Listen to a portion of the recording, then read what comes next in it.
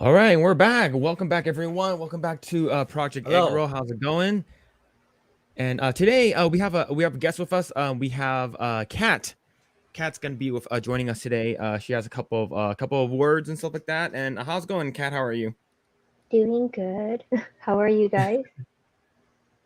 We're good. We're doing good. We're gonna be talking about Let's go ahead and actually talk about Andor first. But okay.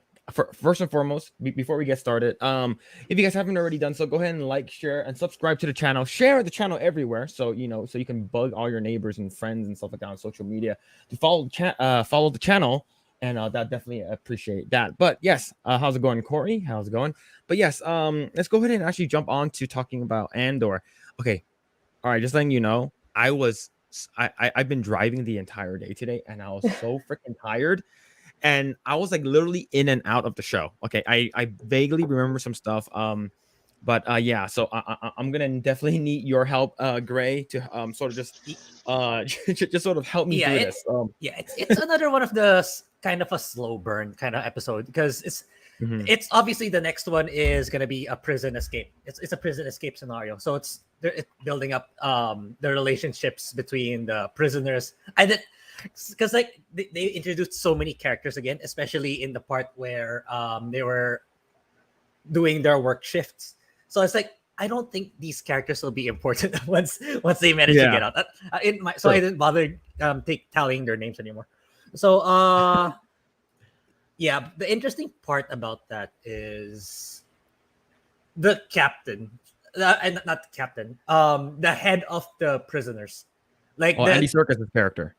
yeah, Andy Circus, like because they introduced a very very interesting dynamic there. Like Hmm. since he's about to get his jail time is about to be finished, so Hmm. he's trying to comply as best as he can, so that he can finally get out. So you know that he's sort of with the empire in a sense that he doesn't want anything to go wrong, so that he can finally get out without any caveats or stuff like that. So it will Hmm. be interesting how that will play out in the next episode when they try to get out of the prison, because for sure he's gonna stand in the way. Like he's gonna try to find out like whatever it is that Cassian and the others try to figure out. Like Hmm. how will they bypass the metal feet on the electrocution? I think, or like is it electrocution? Oh On yeah, it's the that on the feet. floor thing, right? Yeah. So the reason why the guards don't have weapons is because they have these shoes that protect them from electrocution from the floor. Some big ass shoes. Yeah, yeah, yeah. It's actually kind of smart. Come to think of it, I like that this level of detail when it comes to how the Empire manages their prisoners back in the day, and Hmm. the nitty gritty of the prisoners in everyday life, Hmm. and also the part where what do you call this? They incentivize them to work in groups in such a way that whoever is the worst performing group gets to get tortured. That's actually a really interesting. Yeah, it's like okay, you gotta work or else you're gonna be in the torture chamber or something like that. Yeah. It's actually pretty smart because then they're making that way you're kind of like making an incentive to be a human factory and stuff. Like I thought that was actually really cool. Uh Yeah, yeah, like how they made it into like a fatal game. That's why what's his name? The captain, whoever you call it, like he called it playing the game. yeah, for sure. Because uh, if you think about it, how do you make them more productive in a sense? That you will know that they will do their very best, and Hmm. that's actually the smartest way to do it.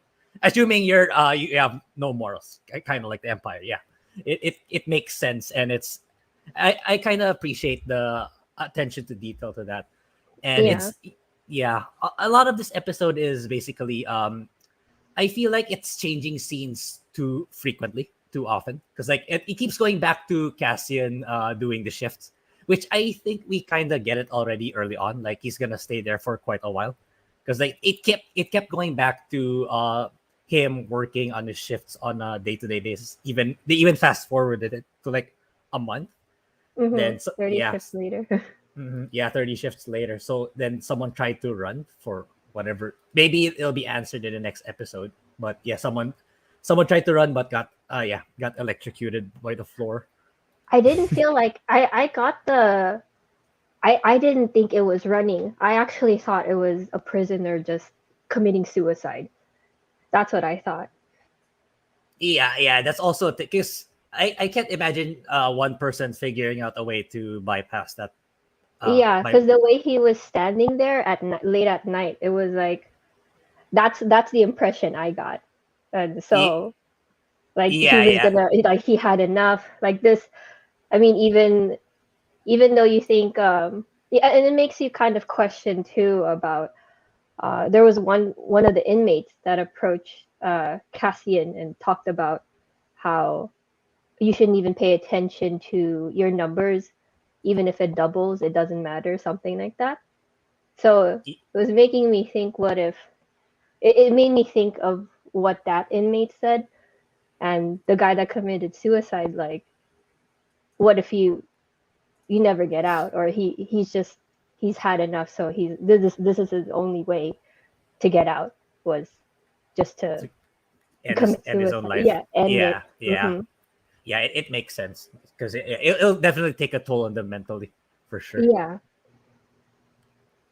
Then then Bix was eventually because Deidre was cracking down. Oh yeah, speaking of, okay, let me backtrack a little bit. So I think I kind of called it out right in the past few podcasts. Like it's gonna be Deidre who ends up meeting up with Karn.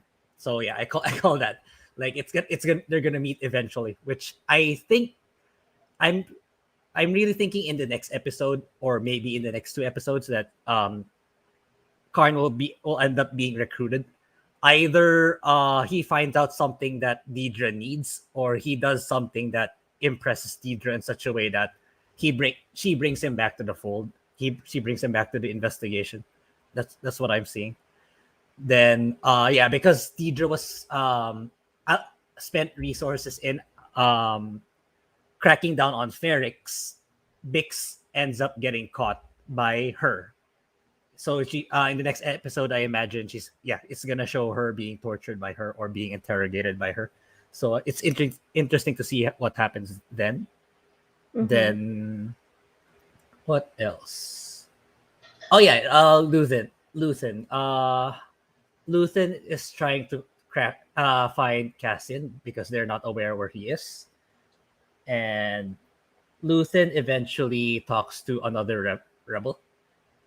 His name is Saw, I believe. Yeah, SAW Saw. So he's like, Luthen is trying to unify the rebels to stand as one against the Empire, because even though there are multiple rebels across the galaxy, if they don't fight together, they're not going to do anything against the Empire. Or at least they will not do any significant damage to the Empire. So Luthen is trying to convince them slowly that they should fight together so that they could actually make a difference against the Empire, which I kind of like, because like in the Star Wars movies or in the other TV series, it's just like the rebels are together. Then what do we have to do to find a way to the Empire? So I like that, the nitty gritty where the rebels were actually need to converse or coordinate, and it's not gonna be an easy road to get there before it can actually happen. So again, more of the subtleties of this TV series, which I kind of wish more people actually pay attention to the series, because I'm watching other YouTube videos like, oh, I don't really watch Andor because again, people are so burnt out of the Disney Star Wars already. Like Yeah, yeah, it's like it's a it's shame. sad. Yeah, this series is pretty good. It's like I'm invested more than I didn't even finish Mandalorian season 2 yet, but I am I'm really liking this one. So I'm more invested Hmm. on this one honestly than in Mandalorian, because in Mandalorian it's like it's another mini series, but it's not something we've seen before. It's just that we like probably Pedro Pascal and Giancarlo Esposito. We like the cast basically, but it's And still Baby basically it's Yoda. yeah, Baby Yoda. Yes, true. It's Yeah, basically the same kind of Star Wars story we've seen before. I was Really, gonna agree with you on that. Yeah. yeah. Unlike this one is really different. It takes on the more it takes more of a boots on the ground approach rather than the macro aspect of Star Wars. It's just something really different, really refreshing. Yeah, I agree with you. Because I do sometimes like listen to you and Philip when you guys your podcast, and um I don't know if it was the previous episode or the one before, but uh you guys talked about how it can really relate to the audience because they go into the very human side of like thinking and um, with with nobody really wearing helmets or anything, like not to cover their face. It's like it makes you, it really sucks you in as a person, and you're getting to know that a person is not just evil or good. Like, it's not just black and white. There's a lot of gray, which is how humans really are. It's not just plain evil or plain good. So you get to relate with a lot of the characters, and yeah, you get to just to see another side to it. And like you said, Grae, even like trying to collab, I guess, with the other rebel groups, like hearing Saw like talk about how he doesn't want to he just doesn't want to sacrifice his team for like put them in danger for something for like he's not sure if he wants to put them in jeopardy or stuff Yeah, like that, yeah, for another rebel because he doesn't know if he can trust them. But yeah, Yeah, Luthen and is then trying to make them see the bigger picture. Yeah, yeah. Sorry, yeah, you continue. and oh no worries, and yeah, like it makes you think too. You're like, if you were in his position, yeah, what would you do, right? It makes you relate. um so even even with Karn and stuff, like it Yeah, kind of yeah, it makes you relate to him too. Like you don't see him like you and Philip said, it you don't see him as necessarily the bad guy. It's a guy doing his job. hmm So yeah. and we can all relate to Even chat mentioned, is it bad that I'm kind of rooting for Karn? Yeah, I am kind of am too actually. Like, that. let's hope he gets his job back. 'Cause, I mean, he was at the end of the day, he was doing what he needed to do. Like he was doing his job. Like it's Mhm. just that, yeah, it got butchered because they were clever enough to get away. But that's all there is to it. And he's getting Yeah, screwed over because of and politics. he got punished for going above and beyond, and so it makes you Yeah, feel bad, and yeah, it kind of makes you root for him, which I actually got some. Yeah, so when I forgot her name, when they brought back Karn to get interrogated. I actually thought maybe in this episode that he was gonna get recruited back. yeah. Me So too. Me. I kind of got confused as to why they didn't. Um, I don't know if it's too fast paced or something, because I was thinking, you could tell that he didn't do anything bad, and when they interrogated him, he talked about how he just wants to serve Yeah, the yeah. empire as best as he can. So yeah, I'm kind of wondering why. I think it's added drama. It's either I can see two scenarios on this. It's like both of them. It's gonna end up with him being back. That's for sure. Like Hmm. one is something at Cassian does because of the prison. I imagine the prison escape is gonna be episode 9 because like it's Mhm. always in the third episode, third of the 3 episodes that the big thing happens. So by that, I imagine when Cassian gets out of the prison, I imagine it's gonna be in next week's episode.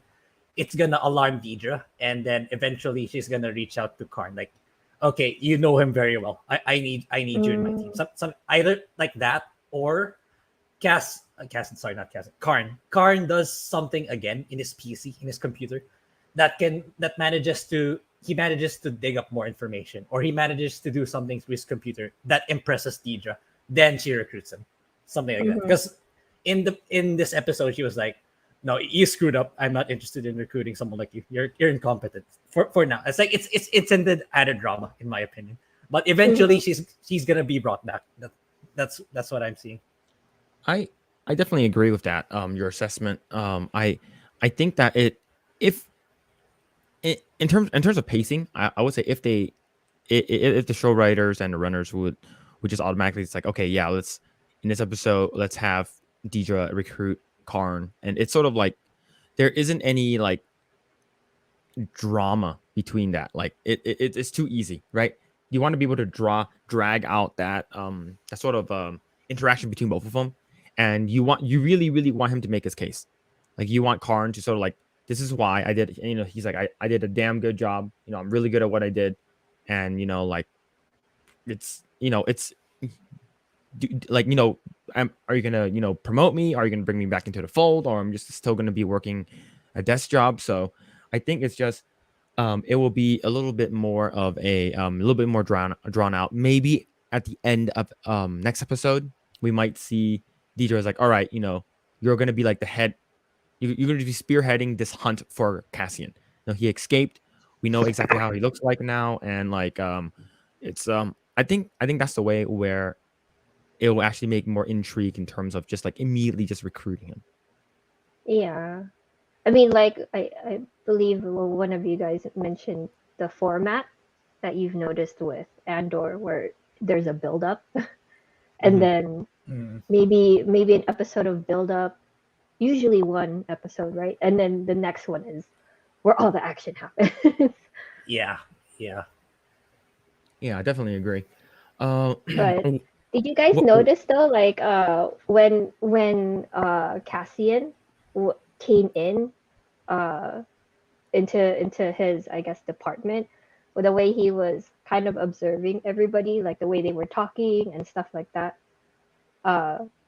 Did you guys like speculate anything, or I felt like there was a lot of time put into that, like him observing, like, you know, like listening to the people, the different staff give orders and stuff like that. So I'm kind of wondering if that's going to play a part of his plan to escape, or what are your speculations? Yeah, I think you're spot on that, Kat. It's because for me, it's like, I also, for Angry Joe, I was watching his review last night. It's like they spent too much time on that, so I get the feeling that's what the showrunners were trying to imply. Like he's all in Cassian's mind. It's like, okay, who do I need to talk to? What do I need to say to them? What do they need to do? It's like, I think that's what they were trying to imply. That's why it keeps going back and forth to the shifts. It's like we already get it early on that he's gonna be there for quite a while, like working his ass off just to survive. So I think that's the reason why. It's like he's trying to develop a plan so that he can get away. Yeah, for sure. That's what I think too. Yeah, at first I thought it was a little bit weird too, because I'm like, I don't understand what they're saying. but then yeah, they kept like going back and forth, kind of like if you were watching, you as the person, like you as Cassian, were kind of watching, because it kept switching person to person to person. So I'm like, oh, I wonder if he's observing, or is he trying to see who to knock out at that moment? But no, that's not gonna work. So yeah, true. But yeah, sorry to interrupt. Yeah, it's fine. It's fine. Yeah, that's well, other details is, okay, apparently Vel and Cinta are in a relationship. I only pieced that together in this episode, because it was implied in episode 4 or 5 that Cinta was in a relationship with one of the people in the group, but Skeen never mentioned who. Apparently it was Vel the entire time. So yeah, so that's something. It didn't even register to me that it was the two of them back when they were enacting their plan in Aldani. So now it's actually confirmed that it's actually the two of them. I had a feeling, like, I don't know. I had a feeling that they were, because they seemed so close. Like when what's her name? The blonde one? Vel. Yeah, because when she would talk to her, it just seemed different. Like instead of like a commander type of approach. And especially the part where they were in the middle of the operation. Cinta was telling her to issue the orders. Yeah, it should have registered to me back then. Yeah, but you're right. This episode they actually just they officialized it. Yeah, it's confirmed.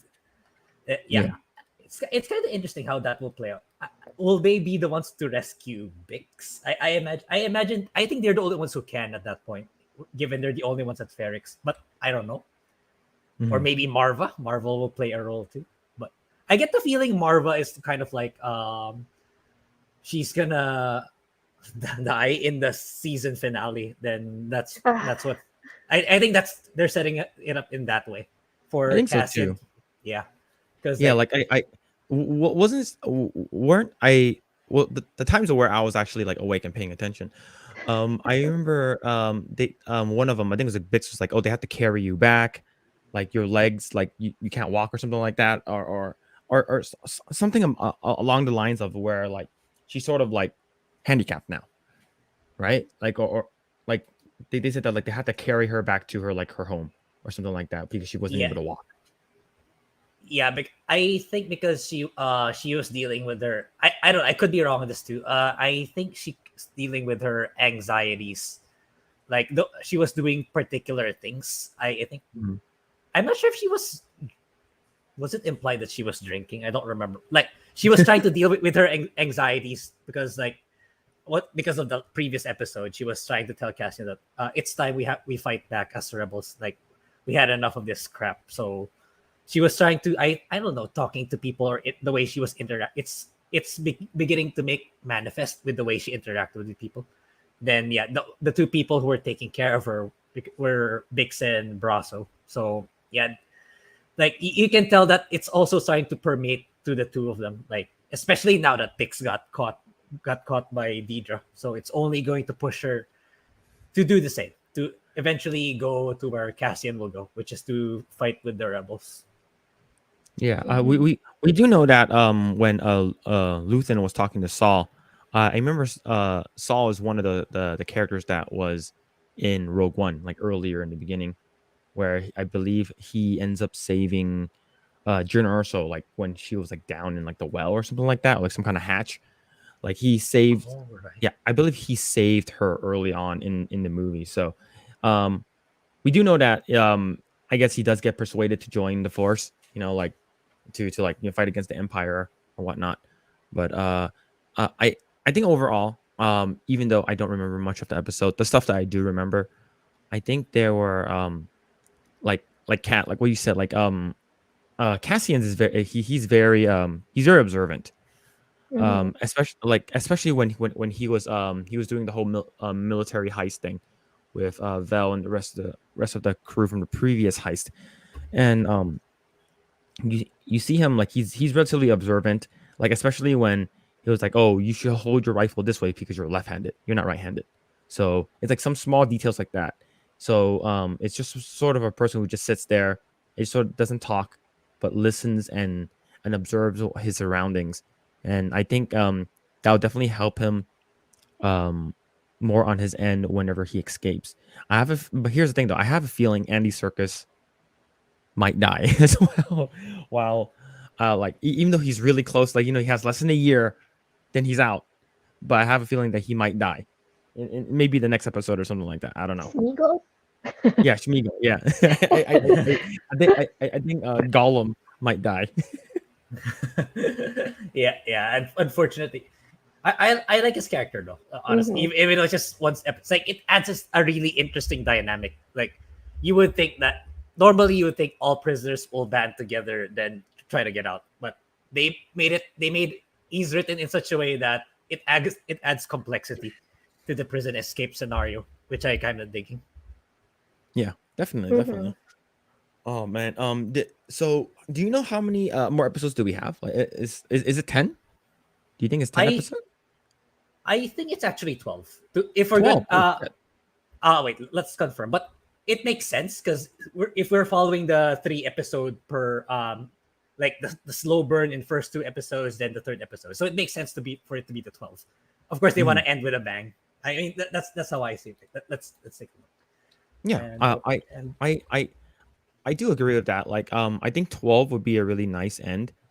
But if they are gonna end it at like 10, like, like the last one has to be like, it doesn't have to be a lot of action, but it has to be a lot of like sort of like a bunch of like it has to be some kind of cliffhanger, and it has to be a bunch of build up to like next season if it's only going to be 10 episodes. But if it's 12, that could be pretty interesting, right?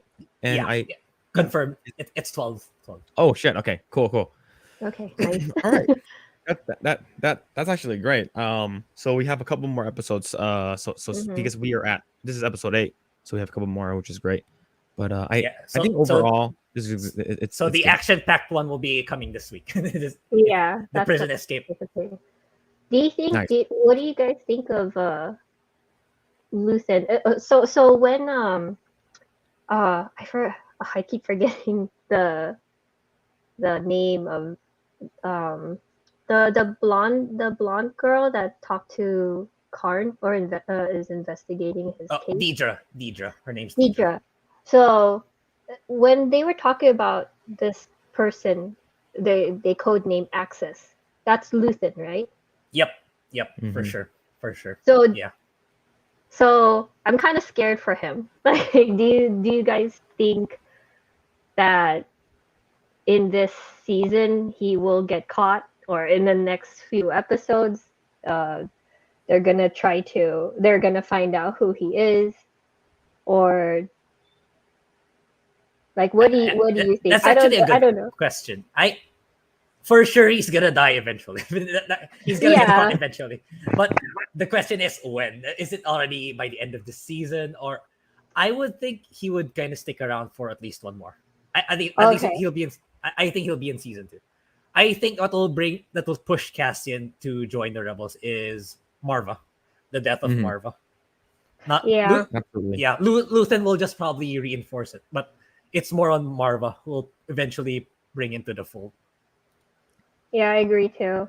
I just know that during that whole talk about like what Deidre has discovered and stuff, and then just thinking that Karn is going to be, they are gonna team up.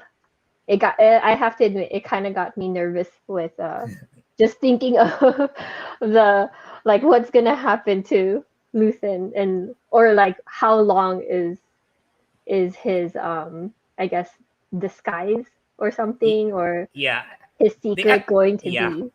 They actually made it interesting too with Luthen. Like you can tell that he's starting to get anxious back in his shop. Like Clea was trying to calm him down. Do not be rash. Like Yeah. he's getting excited. He's getting excited too because there's things that are finally happening. Yeah, But yeah. but it's like Clea they was have to trying. find Cassian. Yeah, it's like Hmm. you need to be you need to calm down. You need to be discreet, especially they're on Mhm. extremely high alert. So yeah, it makes sense that someone is trying to keep him calm or trying to keep him in check, which I kind of like too. He's not your typical perfect character, like he's calm and composed all the time, because it's too perfect of a character for me if Yeah. he manages to do that. Maybe that's why I felt a little anxiety then, because just before that scene, it was a little bit before that scene was with Deidre and them finding things like Access, codenaming him Access, and so I think after that scene and then going to Luthen and him kind of not losing his cool, but I guess yeah, getting emotional and stuff, it brought on that anxiety, like okay, things are happening. Yeah, for sure. I would say I think they might maybe like the last like 2 or 3 episodes, maybe like 10, maybe 11 or 12. I have a feeling that they are going to find out the identity of Luthen, right? Because we do know that Skarn is like, oh, I don't know how he looks like. I just know that he's an older guy, but I know his voice. So let's say Yeah, if the you voice, like it, oh so, no. so let's say there's some kind of like transmission they can intercept or something like that of like him talking, like maybe someone intercepts something where like he hear him talking to someone and he's like, wait, I know that voice, so Oh, that could be very interesting, maybe like a setup for like potential shit that's gonna go down in the future. actually, you are right.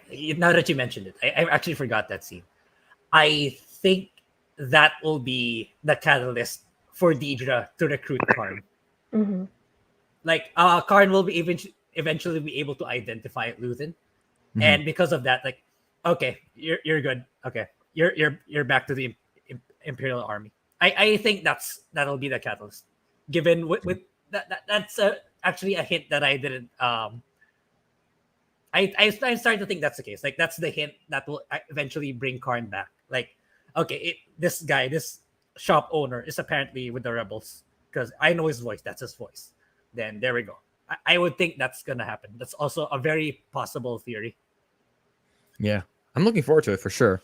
Hopefully next time, like I'm not like falling asleep or anything. But all right. So so the moment that we've all been waiting for. Let's go ahead and segue to House of the Dragon. Like holy shit, this last episode was fucking crazy. All right. So let's let's go ahead and start with Kat. So Kat, what were your thoughts about what happened and things that went down in that episode, things that shocked you? Well, first, finding out that this was the last episode, it shocked me. I'm like, no, I feel like it went too fast. I mean, there was a lot of good things happening. I don't really know how to. I don't want to go straight to the ending. You know, to the obvious of what happened with Luke. But I don't know. I don't know. I kind of feel like doing a breakdown, I guess, from the beginning. Like, Yeah. But that would be probably the most shocking. What happened to Luke? I know some people have said like they saw it coming, but I didn't. Like I thought there would be maybe like a chase or possibly him dying, but not like that. Okay. Yeah. Well, but before we move to forward with continuing House of Dragons, Corey asked. Yeah, Corey has a question. Is Deidre not a deep cover rebel spy? I don't know. I don't know too much about the lore, but that could be crazy if that's the case. Yeah. Here's my take on that. Which I actually forgot. That comment actually reminded me. I think Deidre is kind of like a higher, what do you call this? A higher position Karn. I mean, she and Karn are the same thing, are the same character, except that Deidre is in a higher position. What I actually, this is definitely a super hot take. Who I suspect is a potential rebel is actually Blevin, the other officer who Deidre is up against, like the one who's trying to obstruct Deidre, who's trying to stop her from investigating. I think he is actually there's the potential that he's the rebel. That's what I think, because like why like you have all these people, you have Deidre who's doubling down, like, look, there's something wrong here, there's an anomaly here. Why doesn't he bother to check? Why doesn't he bother to investigate? Like, he's just dismissing Deidre. Like, no, let's just do our job. I mean, let it slip. Like, for me, I would think, why are you so in opposition to Deidre investigating further? So it's like, in my opinion, it's like maybe he's working with another rebel group. It just hasn't been revealed yet. So that's what I think. I think Deidre's really working for the Empire.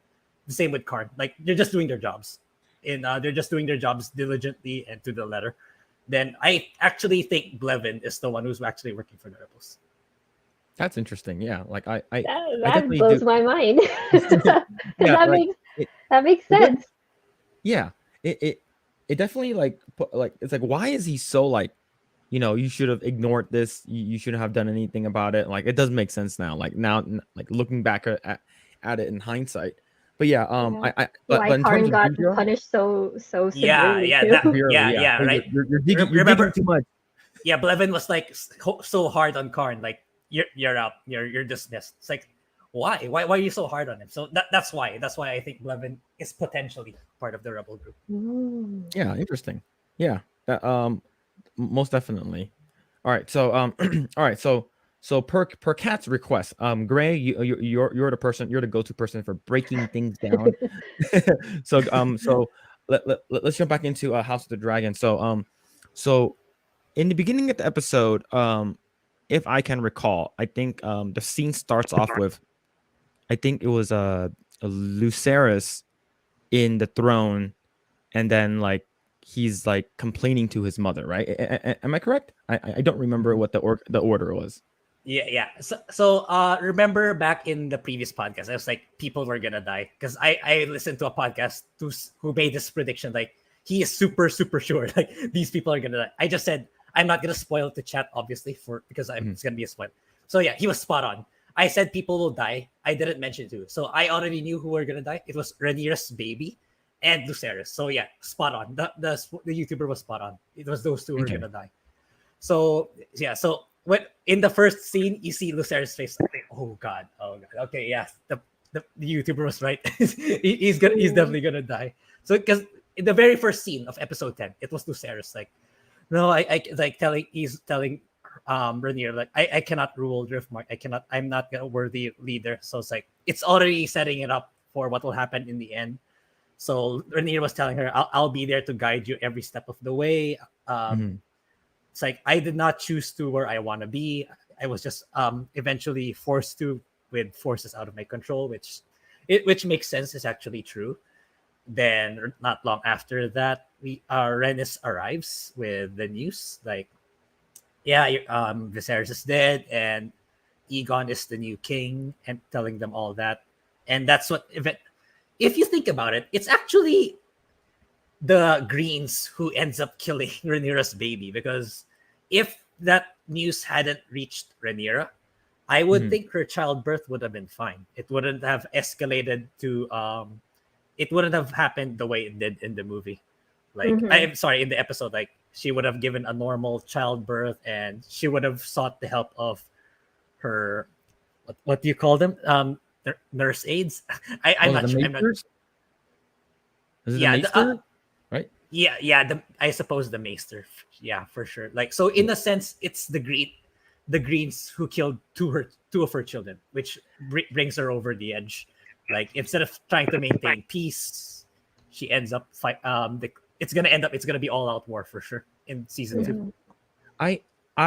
So here's the thing. Like thinking back exactly what happened with Lucerys, and then sort of like going back to like what happened, like a lot of these characters and like it's sort of like a movie trope and TV trope, especially with like Game of Thrones.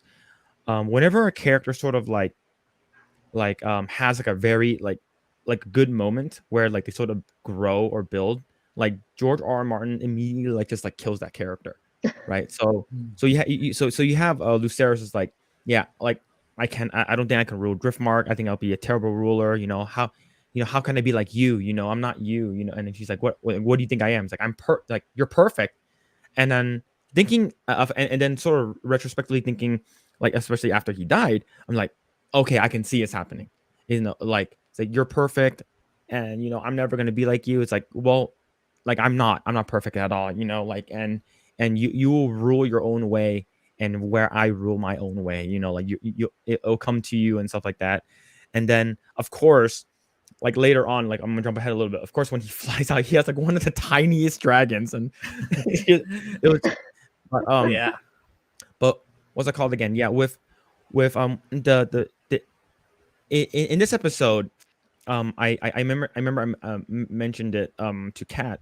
I said that like in Rhaenyra's eyes, like technically she lost two family members, right?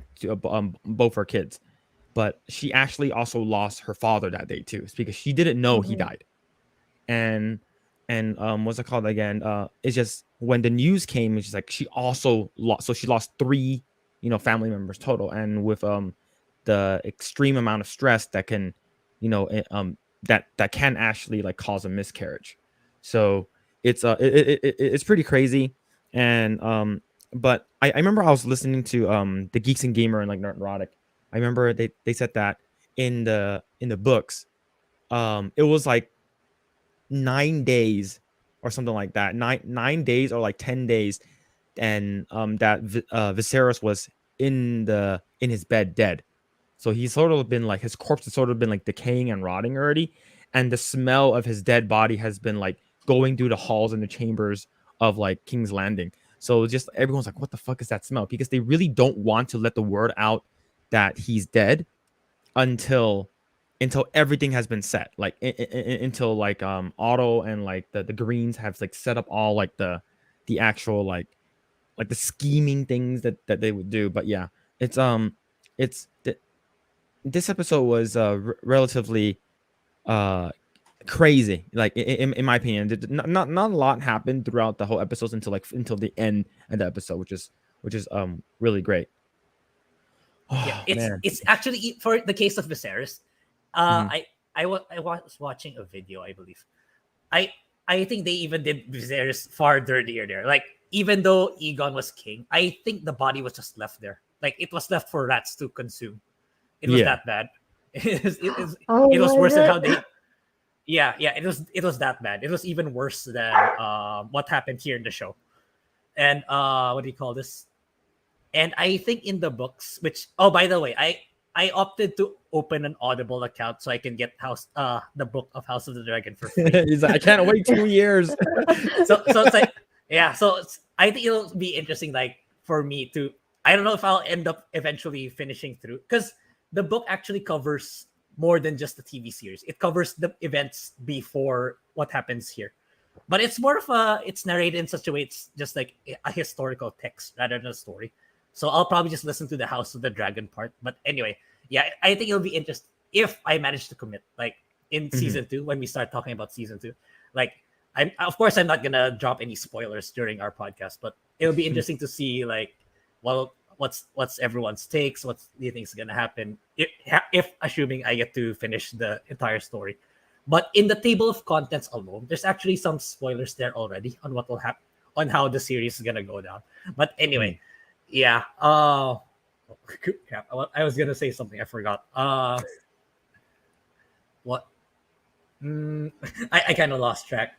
I know you were Uh, talking about how in the books or yeah, in the yeah, yeah. actual lore they actually really did Viserys wrong. Oh, okay, yeah. There we go. I think it's also in the books. I have yet to confirm this that I c- the way they treat Alicent here, in the books, she's actually far more self-aware on what she was doing. I think she was trying to overthrow Rhaenyra with intent, unlike they're portraying here in the Oh. books. Yeah, sorry, in the TV series, like because like in the TV series, it's like she's either really dumb or she actually knows what she's doing. Like because like remember in the episode before, it's like you guys were talking behind my back this whole time. Like Yes. Mhm. they making it look like she's really dumb because she had to have known like if her interpretation of what Viserys said before he died, if she tells it to Otto and everyone else in the council, it's gonna cause shockwaves. It's gonna cause trouble for sure. Like if you really wanted to keep everything intact and ensure that Rhaenyra's succession is complete, you wouldn't bother to tell anyone what Viserys said, or you wouldn't say it in such a way how you interpreted what he said.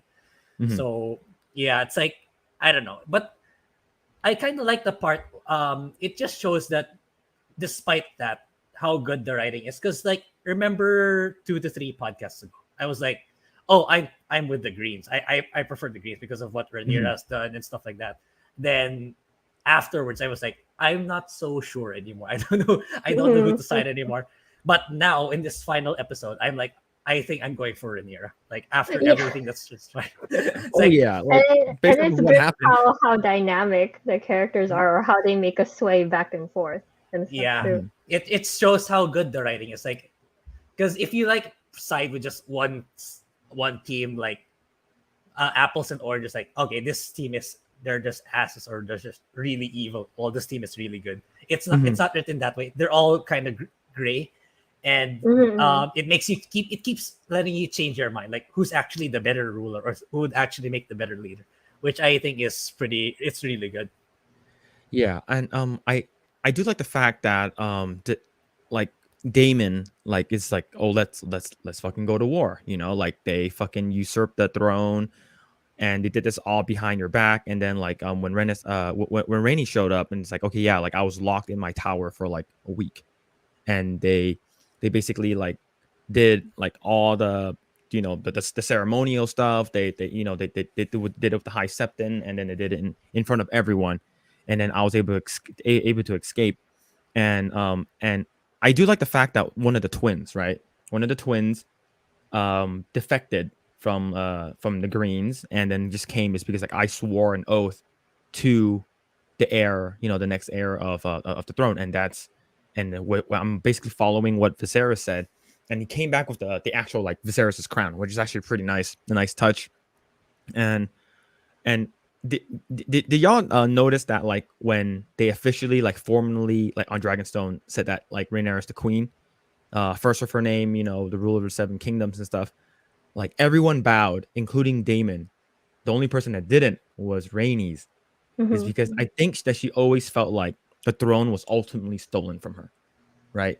So I do like that fact, like, and it's been like multiple times, like everyone will like bow, and she's just standing over there. She's like, I'm not doing shit, right? And I don't think I'm not sure if she actually ever called her queen, but it's this episode has a lot of like subtleties. Like I do want to go back. I've only seen this episode once. I do want to go back and watch like what I know now, like exactly what was going down. I also do like the fact that Rhaenyra she's trying to carry on her father's legacy as the peaceful ruler, right? It's because like I remember when Viserys died, they're like, Viserys the peaceful has passed, like the peaceful king. And I think like she had the opportunity to just like, we have more, Daemon's like, we have more dragons. They have 2. We have like what, 14 or something, even though most of them are like relatively like young. Like we can just fight them. And then of course she foreshadowed this. She's like, none of them has seen war, like none of them has gone through any battles. None of them have seen any war, and you can definitely tell like how these like subtle messages, they're written with intent. And that's the reason why I feel like just like what you said, Grae, the writing is just really good. And comparatively to like other shows, which you have like, wait, you like strong females in this show, why don't you like strong females in this show? It's just one show is just way better written than the other one. For sure.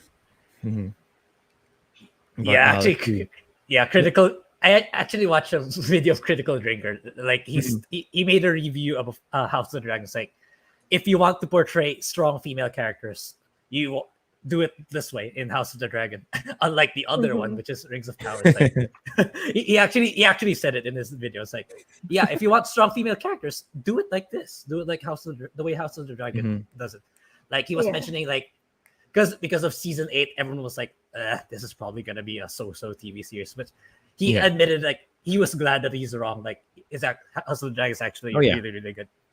It's like we like I think everyone in the room is just like, we didn't want Rings of Power to suck. We wanted it to be good because we want something that we can nerd out about every week, and we talk about how cool it was. Oh, did you see this? And no, it's just there's none of that. And for this and just like for this show, yes, it's like you have like what 2 centuries before like the what's it called again, the shit that happened in Game of Thrones.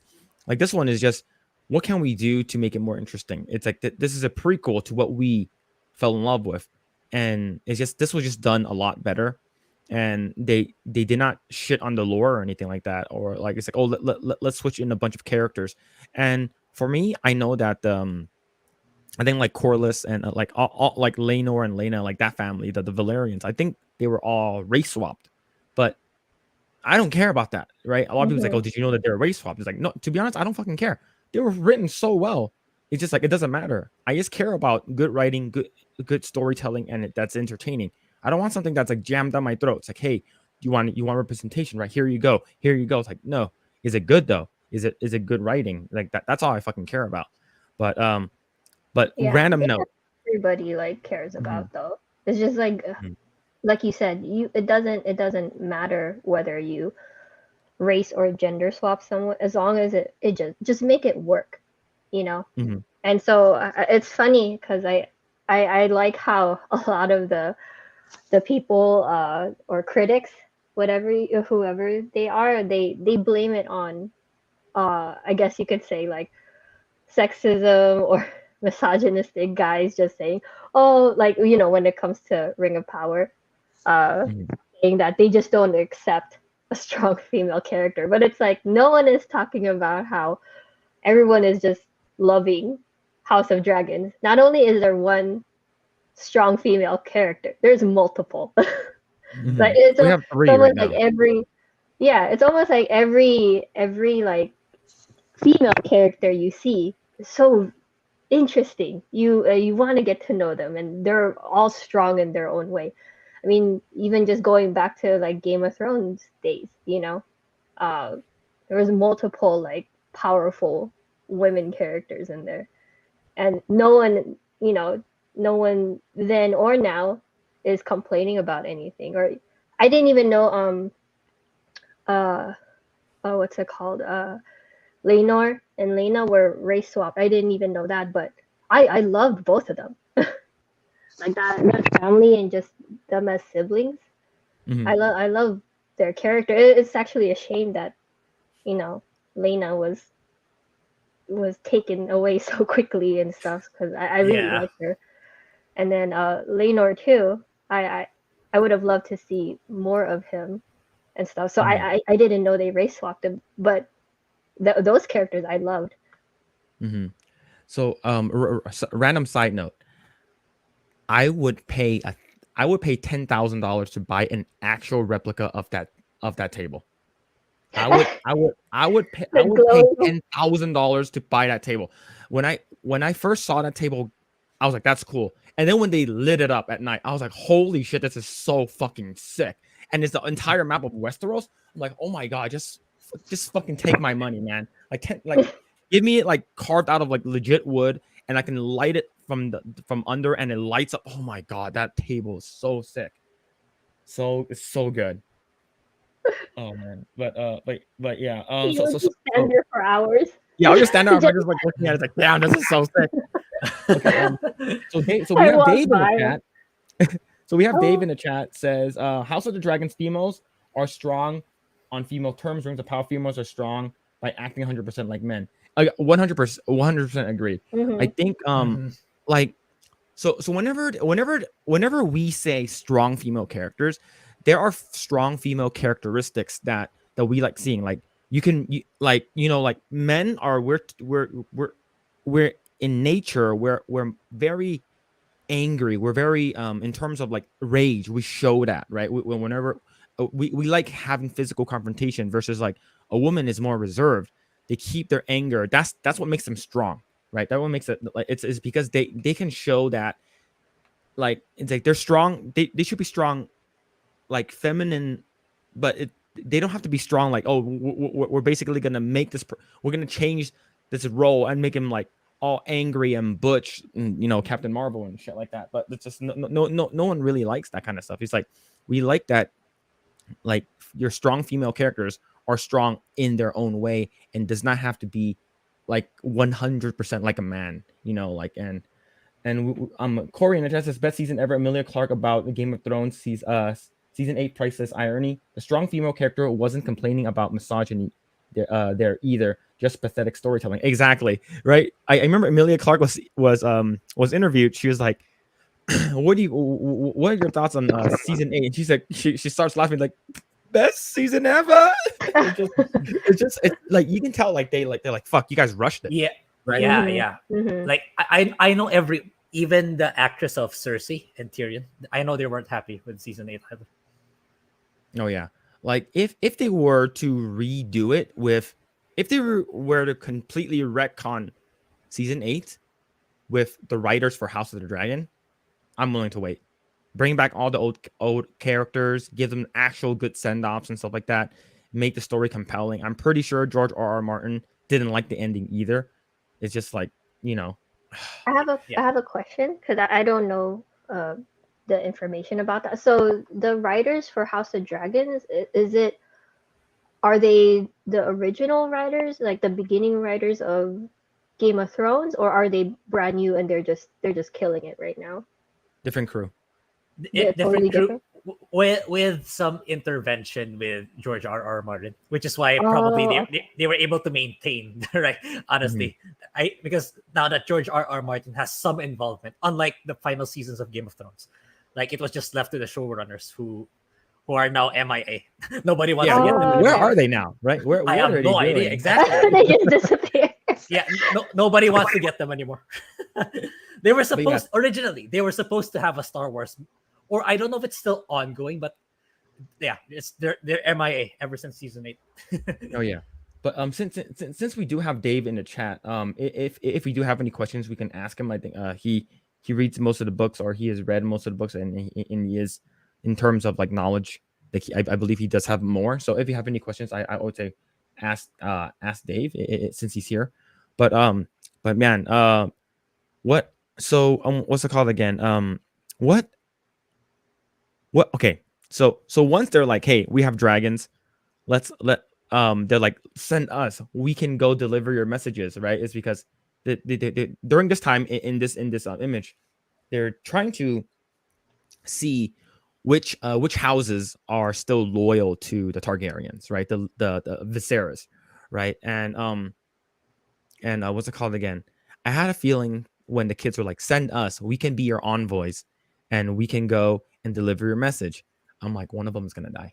One or two of them are gonna die. Right away, I'm like, oh, someone's dead for sure. And but yeah, holy shit. Grae, uh, what what other things were we missing here? Oh shit.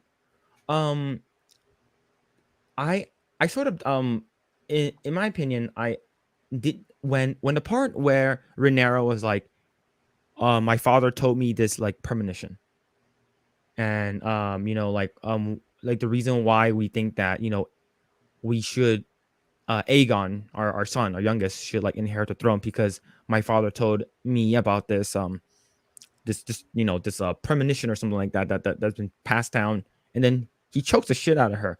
Was he Oh mad my god. that he was never told that, or was he mad that she's talking about this like weird like fantasy? I get the feeling it's both, actually. I think it's Mhm. something to do with both. Like, yeah, it's like my brother never told me this, and yeah, what's this prophecy all of a sudden? It's like it's jeopardizing what we actually want, like, which is the Iron Throne. It's like, Mhm. I think, I'm not sure if who mentioned it was, if it was Nerdrotic. Like, I think Rhaenyra never told him in the Mm. books. I think he never told. I think she never. I think I could be wrong. My interpretation could be wrong. But that's something that Damon should not have known. I think he never would have known. I think that's what transpired in the books. I could be wrong. Mm. Chat can correct me on that. But yeah, it's because it's a prophecy that's only passed down to for every ruler, every Targaryen ruler, so for it to happen. So I think it's a combination of both. And Rhaenyra told him probably out of how, because they chose to let Rhaenyra tell them out of, because of what's transpiring, maybe out of desperation, maybe to Mhm. better articulate to Daemon her decision making process, for Mhm. Daemon to understand more. Which I imagine it didn't really stick to the landing, because Yeah. Daemon was like, no, we're not gonna follow this BS prophecy. We're gonna fight for what is ours. We're gonna take the throne. I don't care about some prophecy that's allegedly gonna happen. So the crazy thing is that the only person who knows about the prophecy is Rhaenyra right now. And let's say for some reason, like, eh, the Greens win, right? I remember you mentioned in the last stream that the green, like you're not sure, but you think the Greens actually win this war. That means that information dies with her, right? Right? Like, because fast forward to Game of Thrones, like Daenerys had no idea. So like with this prophecy and stuff like that, and who? So another question is: the blade that Viserys had with the what's it called again? The lore and the myth that the Valyrian steel one, is that the one that was used to stab Bran? Like that, remember, like I remember the Lannisters hired an assassin to kill him in like episode 2 or something like that. I Is don't. that the same knife or dagger? I am not sure actually. It could be. It could be. It's been a long time, so I don't Yeah. remember. I do want to go back and watch that scene and just compare the daggers, but yeah, that just another question for another time. But holy shit though, that's pretty crazy. So So what's it called again? What were your thoughts about for this is a question for both of you. What are your thoughts and what you thought that was gonna happen when they're like this Queen Rhaenyra, there's a ship that's coming with three-headed dragons that's green. That means that they changed the color, right? Right, because the Mhm. Targaryen sigil is red with three-headed dragon versus this one is a green one. So what were your thoughts on what went down during the bridge with the confrontation between both of them? Yeah, I could like so I was thinking. Yeah, it could be Otto before the scene happens. Like, yeah, it's Otto. It's Otto indeed. Like trying to tell them to stand down, just accept the terms that Egon's ascension is legitimate. Of course, Damon was not gonna take that. It's like knowing Damon being Damon. It's like no, this is BS. And they draw their Mhm. swords. Then yeah, I expected there's gonna be tension for sure in that bridge in that yeah, it's it yeah bridge. Then Mhm. Rhaenyra's gonna come in like to calm things down. Like we'll give you an answer by the morning. Then I like the part where Otto gave her that piece of parchment, the paper, which Mhm. actually Mhm. it's actually a throwback all the way to episode one, I believe, episode one or episode two. It's a Mhm. throwback to back in the days where Alicent was giving Rhaenyra a short test with regards to the teachings of the Maester. It's a Yeah. throwback to that. It's a throwback to that scene. It's like she still remembers uh, the the simpler days back when they were just children, just studying, just letting life pass them by. So it's like it's sort of like a human approach. Like maybe we can resolve this peacefully without resorting to war. So Mhm. Mhm. so there's that aspect of Allison. Like she just wants a peaceful reign, a for peaceful time for everyone. So Mhm. which at that point Rhaenyra was like, okay, let me give me time, then I'll think, um, I'll I'll give you my answer by the morning. Yeah, I kind of like that small touch in the scene. Like it's sort of like uh, a warm approach with what's about to what's about to happen. That's gonna make it all turn to dust, which is all gonna turn to shit. Yeah. But yeah. Oh man. Okay, so let's uh let's go ahead and talk about what's it called again? Um what like I think that Renero like really respects like Alicent. Like is because I have a feeling that at least is how I feel that they rekindled their relationship, right? In the last in episode 8, I believe. In episode 8 they rekindle a relationship, and that's why like in episode 9 it's like, what about Rhaenyra? What about her? And then it's like, well, if they're if now that we're king, like now that Jay Saris, is it Jay Saris? What's his name? Yeah, Jake and Luke are basically in trouble. Like their lives are in trouble and stuff like that.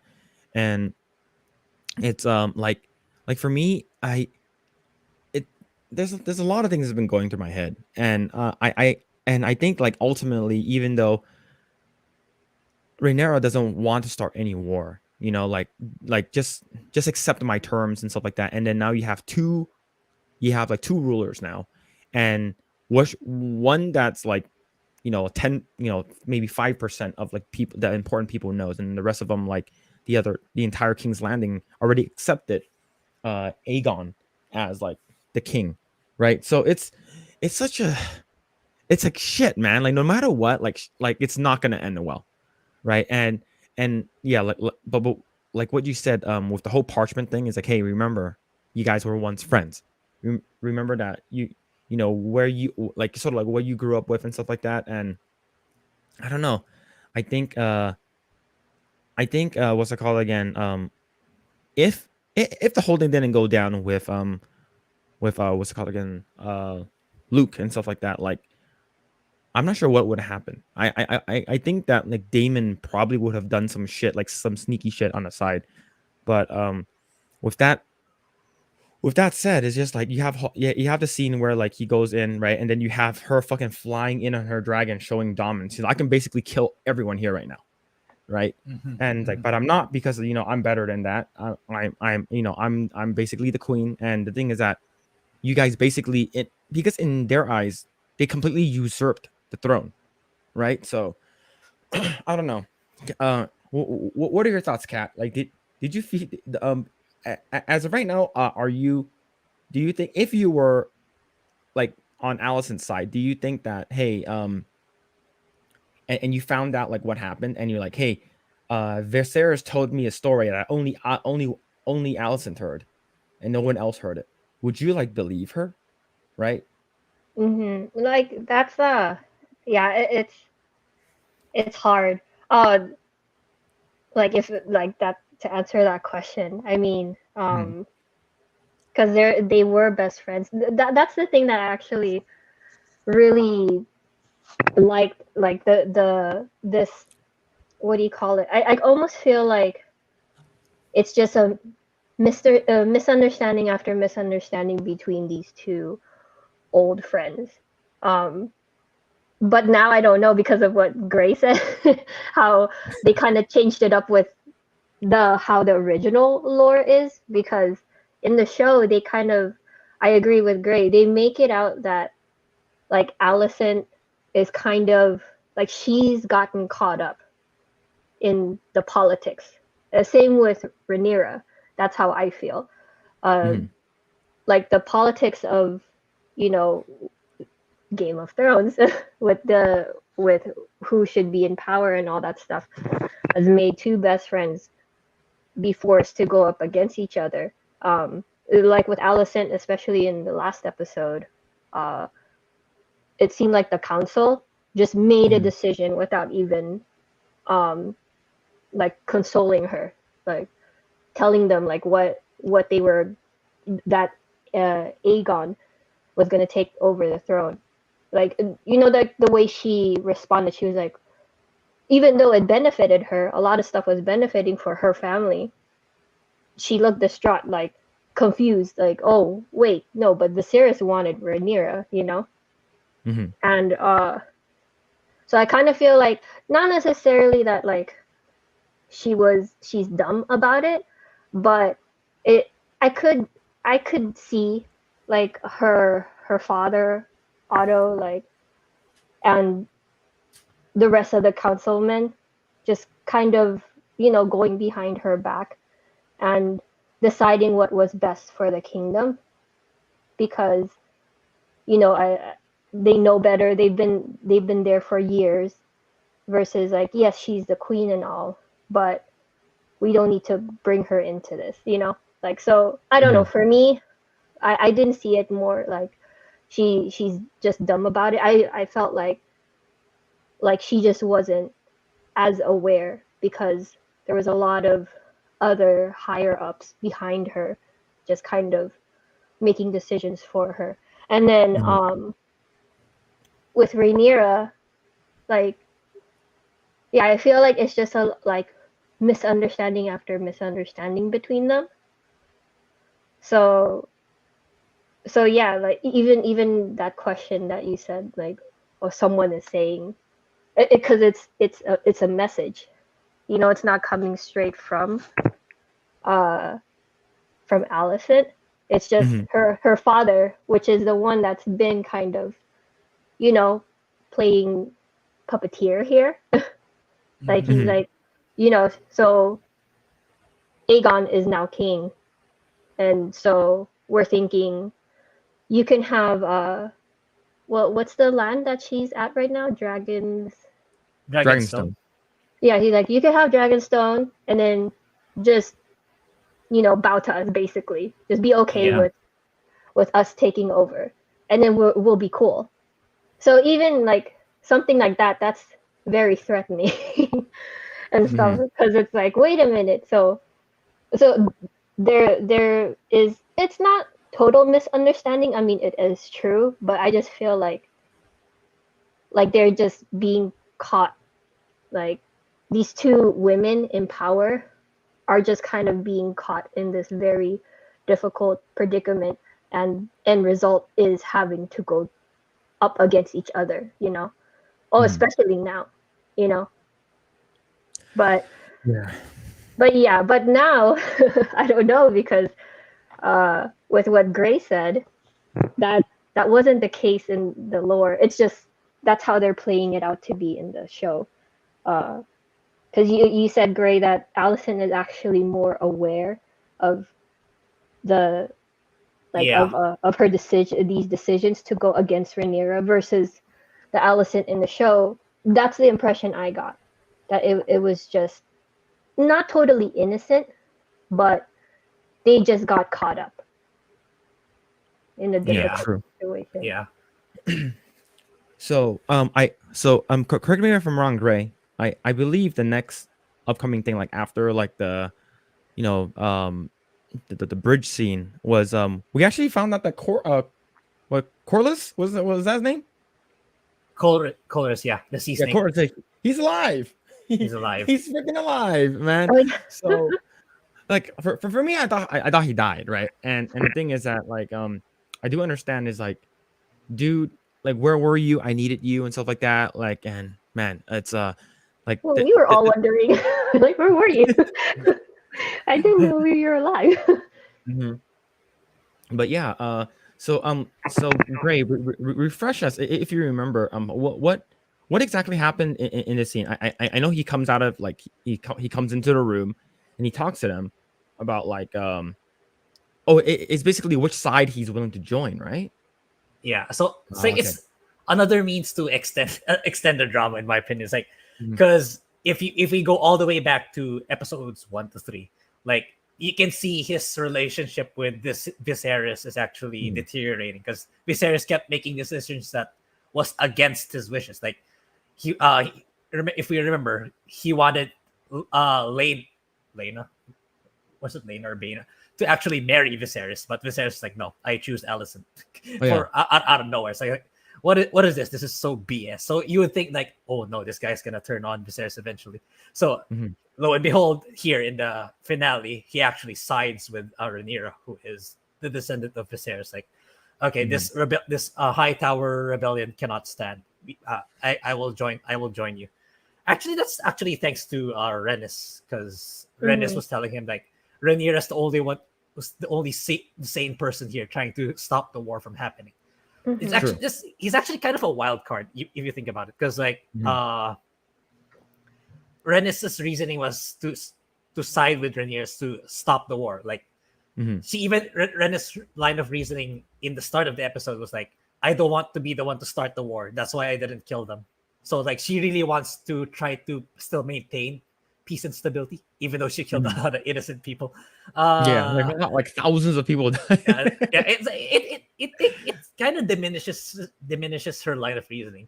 If you actually didn't want to kill them, then you didn't have to kill all those innocent people. Anyway, It's funny is because like these people don't care. These people aren't important anyways. The real people are the one that I didn't kill. Those are the people in power. So these people who like have no names or like have no land, who just lives in flea bottom, who cares about that? yeah. But maybe yeah. maybe it's probably a way of the showrunners to say that these rulers of the land give little regard. I don't know. Maybe they're trying to imply that. Or But maybe yeah, she's just thinking of her people, because those are the people.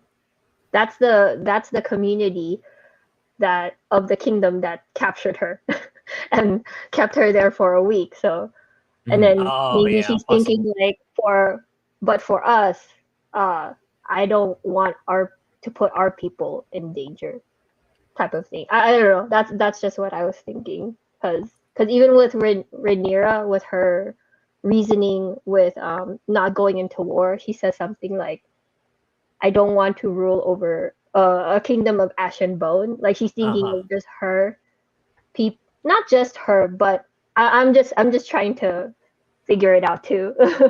yeah.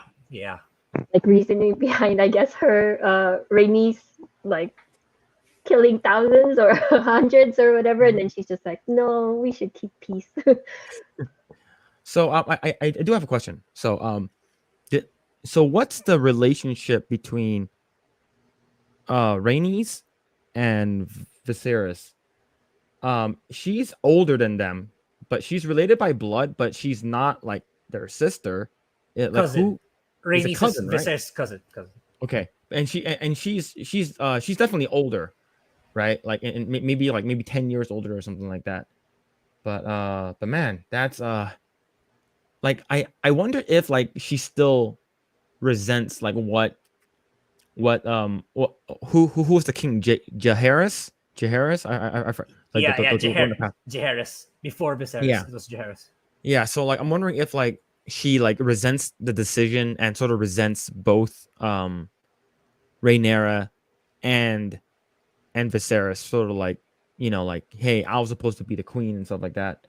But Oh, I actually wanted to. I don't know if, yeah, in regards of that, I don't know because I didn't read the lore. Either Grae or Dave in chat.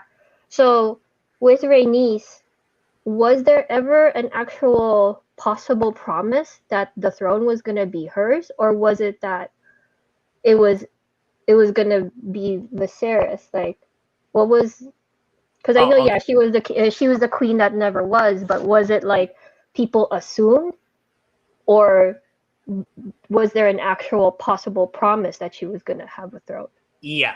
It was. I listened to the ebook a tiny bit. Half. I paid half attention. So Jaehaerys had sons who were supposed to be next in line, but due to unforeseen events, it's either his sons ended up dead or they're not actually capable. Because Jaehaerys' son, one of his sons was actually some sort of I think alchemist or some sort of maester who did not want the throne. So it hmm, ended up Mm. in that circumstance where he had to choose outside of his descendants, or he didn't have any more descendants, which ended up, given the political landscape, Rennes was really became a candidate because of all the circumstances. It's just that it was Viserys who was chosen in the end, even because of though yeah, because of he was a male. yeah, even Mm. though Viserys was like more of a free outgoing character who never really wanted the throne, but lo and behold, because of politics, because of the realm's perception that it should be a male, Viserys' throne. So I think it holds the same for the TV series. They Oh, kept that intact. Huh, so the like what I'm trying to say is I wonder if Rhaenys would have been a better ruler over. I think she would have. Maybe the whole crab feeder thing would have been like squashed within seconds, and like like the houses between both the Valyrian houses and the Targaryen houses would just become stronger and stronger. I think this whole thing would not have happened. Like 100% would not have happened. But man, but this is what we have now, right? And ultimately, like like you hear the scene where they're all like plotting and shit like that with Corlys is like, he's like, all right, cool, you're the one who wants to like be more peaceful and stuff like that. We don't want any more war. Let's go ahead and I'll join your side, and then we'll cut off the narrow sea and stuff like that. Like, and the mhm. thing is that we're hearing like I think sometimes as viewers, you just completely forget that whenever this is being shown to us, we completely think like the green side, they just stop moving, right? But they're also planning their shit too. And Yeah, then for of sure. course, and then of course it leads us to like just like the shit happening later in the episode. But so so I what's the next scene that happens? I believe do the kids fly off now, right? I believe they're like, let us go be the envoys. Yeah. Yeah. Jaceres heads for the Arryns and the Starks. Then Yeah. Lucerys heads for Storm's End for Baratheon. So I think the showrunners just, because definitely there are a lot more houses than these three that we already know. Like they just want to Mhm. highlight the people we know from Game of Thrones. So Mhm. yeah, because for sure there's gonna be a lot more houses than just the Starks, the Baratheons, and the Tullys. He just wanted to remind us of the houses in Game of Thrones. Then yeah, Okay. Rhaenyra tells Jace and Luke to swear not to fight back. Like you're just gonna be messengers. Any form of combat, you run from it. You avoid it as much as possible. Yeah. Well, sort of sucks what happens to them, but okay. So this is a scene I sort of like I completely missed out on, and not missed out on, but I completely forgot until I sort of just like sort of recapped it. But it's this one right over here. So this dragon, I Oh don't know what the yeah. name is, but he's basically, why is he simping for this dragon all of a sudden? Is this like is this Jaehaerys's dragon? Do we know if this is This Jaehaerys's dragon? Like, is most likely. mhm. And that's the one that's probably seen war, right? Like oh, and I wonder. I was okay. Let me backtrack a little.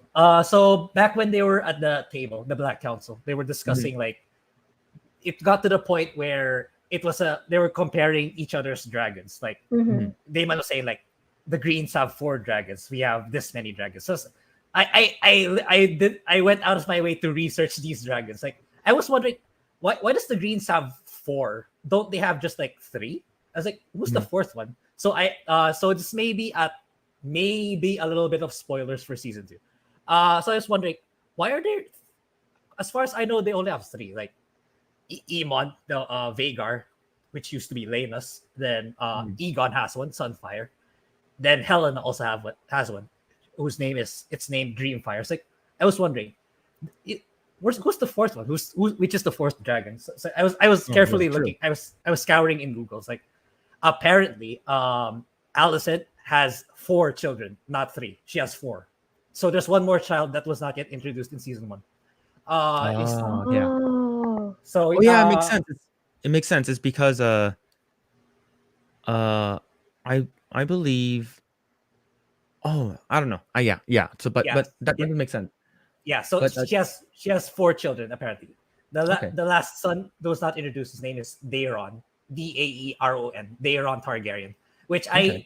I believe George R. Martin mentioned in one of the articles that he'll be introduced in season 2. So that's the 4. Yeah, he also has a dragon, and he's gonna play an important role also later on. So that's the 4th dragon. Its name is Tessarion.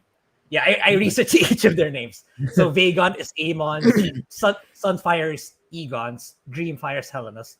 Then Tessarion is Daeron's, the final child. Okay. Then the Blacks have Cyrax, which is Rhaenyra's, Caraxes, which is Daemon's, Melis, which is Rhaenys, Vermax, Jaehaerys, Arax, which is Lucerys, who we know already died because of Vagar. His head just got eaten, his neck just got bitten. Then Tyraxis, which is Joffrey's. Then Moon Dancer, which is Baelus. Then there's also unclaimed dragons, which are 3. One is Sea Smoke, which is Laenor's, which is now considered untamed because again, Laenor. Okay. True. Laenor, Laenor's dragon. Laenor ran away. Then this dragon that Daemon is looking at. It's one of 2. It's either Vermithor or Silverwing. These 2 dragons are untamed, so he's probably trying to tame it a little so that he can give it to someone eventually. That's So these ones they never had riders. Yep. Yeah. They don't. Yep. So he's looking to try to tame him to eventually probably give it to someone, probably one of the kids. So Okay. Okay. That's what I was. Dave in the chat says that he thinks that it's one of the rogue dragons that does not have a rider. So yeah, you're absolutely correct. But sorry to interrupt you, Kat. What were you saying? No worries. No, that's what I was getting a little confused about with Daemon approaching the dragon is because I forgot if it was Grae or you that said that. I think it was Grae just now that said Daemon is probably approaching this dragon to give off to a rider. But then I thought that the rider is supposed to approach the dragon, like kind of like how Aemon approached I forgot his name already, huge ass dragon. Vagar, yeah. Vagar. How he approached him, and then they kind of accepted each other, and then that's when he rode him to try to, in the process of claiming him. So I got confused with this scene is because it's Daemon approaching this this riderless dragon, right? So my first thought was just like, how many dragons can one rider have? Or because if it was I was thinking if it is him, trying to tame another dragon to pass off to another, wouldn't it be the rider approach Yeah, having to that, approach? yeah. Thanks for bringing that up, Kat. It's like now that you mentioned it, it's like I before what you just said, it was circulating in my mind. Can a rider have more than one dragon? It's like it kept looping in my head for the longest time, ever since the episode. Like, is it really possible? Is it really possible? Then a light bulb suddenly popped up just now because of what you said. It is possible. How do I know? Oh, Daenerys. oh yeah, 3.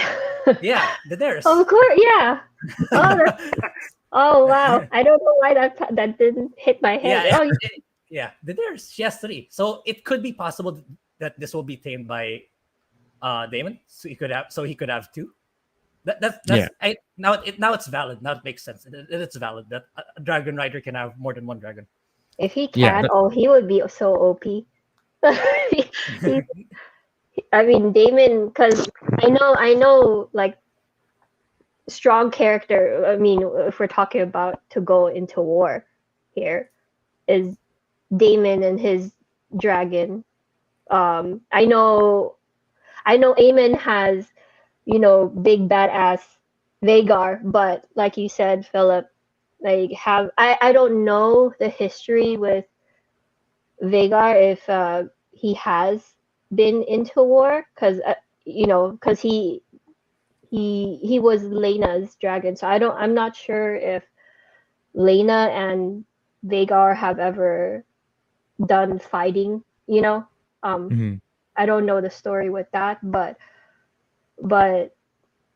I just thought if it is something like, let's say Vagar and Aemon versus Daemon, even though he has the biggest dragon, I just thought, oh, there's no competition Yeah. because So he so knows I they both know how to fight. But if Daemon is gonna have 2, then I think it's so a no-brainer. so so that leads us to this scene right over here. And speaking of dragon fights, so the next scene is what's it called again? You have Oh shit, so uh huge. what's it called again? Lucerys going to Storm's End, and this is the first time we actually see Storm's End. I think this place looks fucking awesome. I think this area is very cool looking, and of course you have him landing with his tiny ass dragon whelp, and you see a fucking massive dragon with like that's like sort of backlit because of the lightning and stuff like that.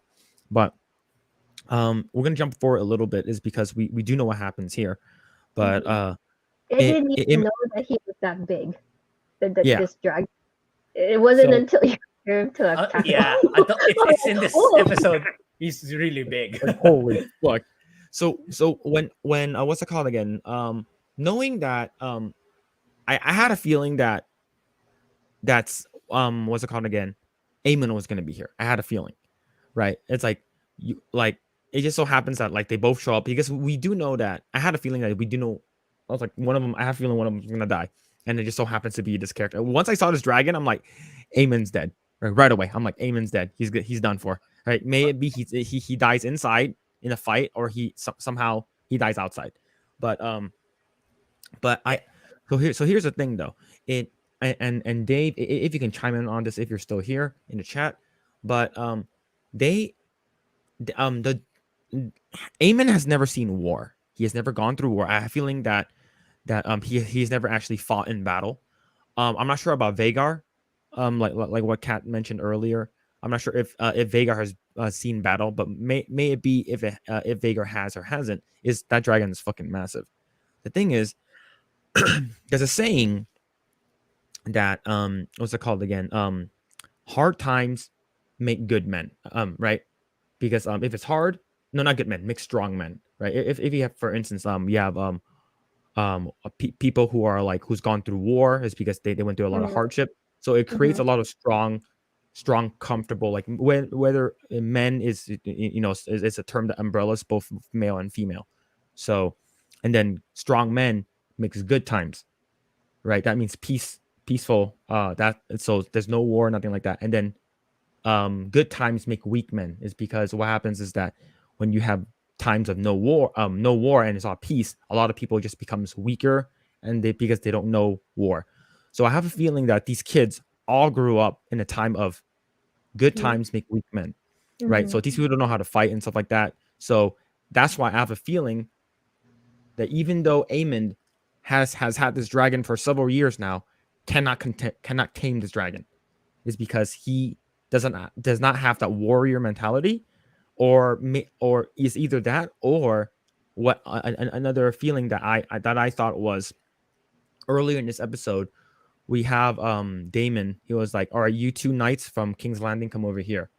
And then they're outside, and it's like, "Oh, swear fealty to Queen Rhaenyra, and if not, I'll roast you right away." And then once he says that, like Caraxes just comes out from the back, right?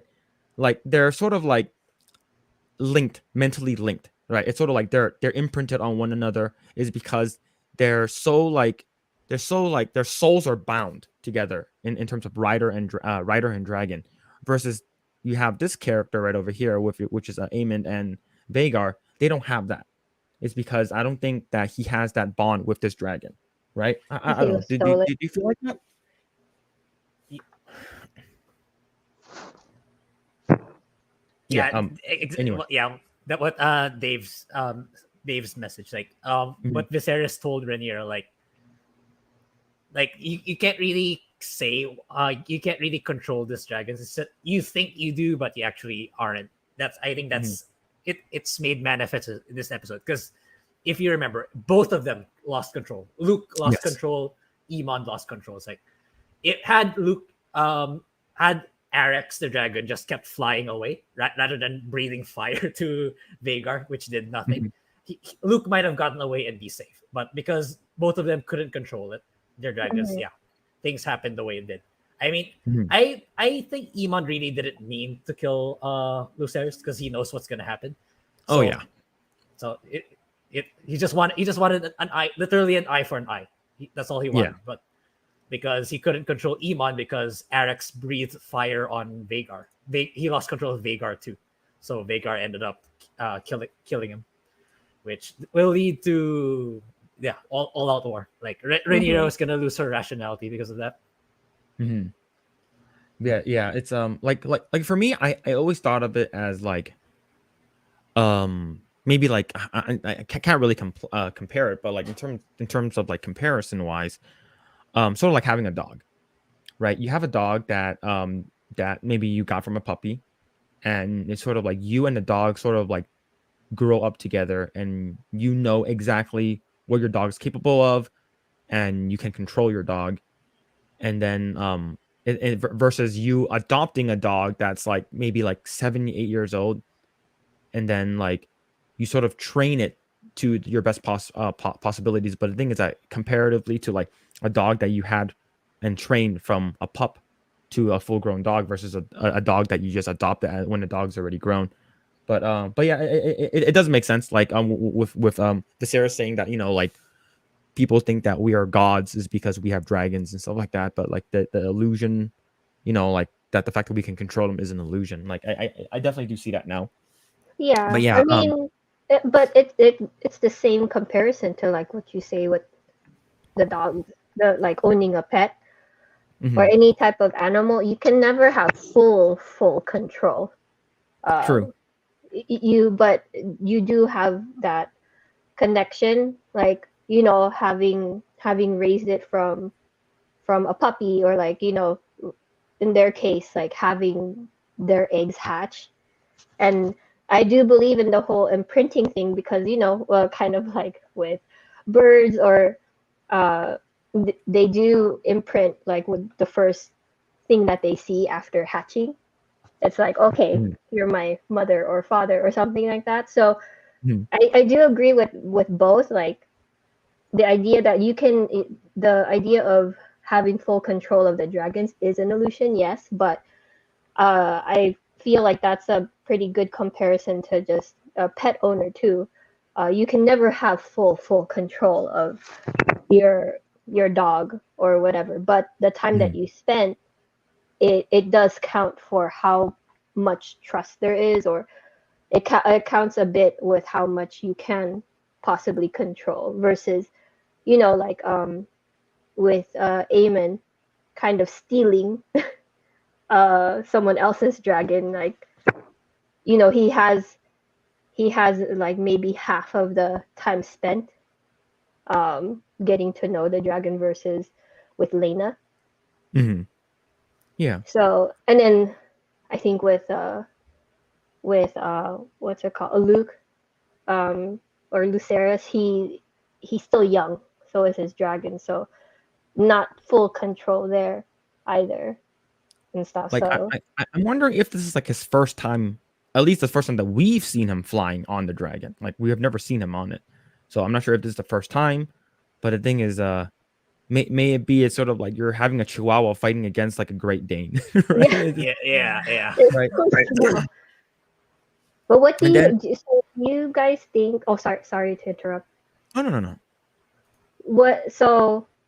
I mean, I think I know what the answer is, but who do you think is most at fault to even get that fight started? Like for it to be for it to conclude Vagar attacking, like eating Lucerys and his dragon. Like, do you think it was the fault of what was Lucerys's dragon's name? I forgot.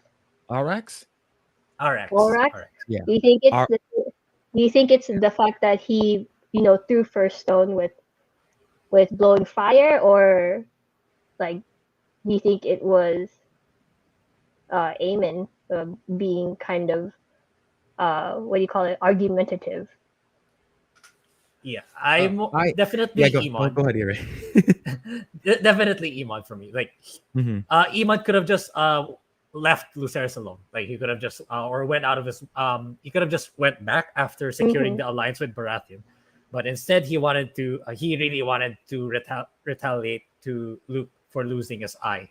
Mm-hmm. Even Yeah. though even though back then he said like it's already a fair trade. I already got a dragon. So like now apparently he wants more. He literally wants Lucerys' eye as well. So Mm-hmm. it's Iman being showing his immaturity in a sense, Yeah. which led to unfortunately a very some serious consequences because of what he did. Mm-hmm. Yeah. I 100% agree with Gray. It's sort of like he definitely instigated the whole entire thing, right? Even at the House Baratheon Stormfront, like he was like, you know, give me your eye, you know, like eye for an eye, you know, like it's a fair trade and stuff like that. Even Baratheon was like, get the fuck out of my house, not in my house, right? Mm-hmm. And then he chose to get on Dragonback to chase him down. And even though he didn't mean to kill him, it's sort of like when you and your friends are like getting into like a tuffle between one another, or like you and your cousins, and like, you know, they just want to like haze you and like, you know, maim you or potentially like you know, disable you for a little bit. They don't intend on killing you, right? And this is more like you have a truck or a car and you're going after a guy on a bicycle, and then you accidentally lose control and you run the guy on the bike over and killing him. You're like, oh shit, I didn't mean to do it. I mean to scare him. Like, well, now that's, you know, that's whether or not that's on purpose or accident. Only no one else, no one else would know, right?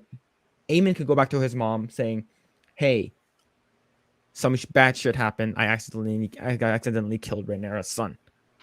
But the thing is that Rhaenyra's like, it's like no one else is there. You have no proof. You have no witnesses. So it's only you have to go off your word. And I think you're lying. Is because you just want to get rid of my son. Is because they are a threat to you and the throne.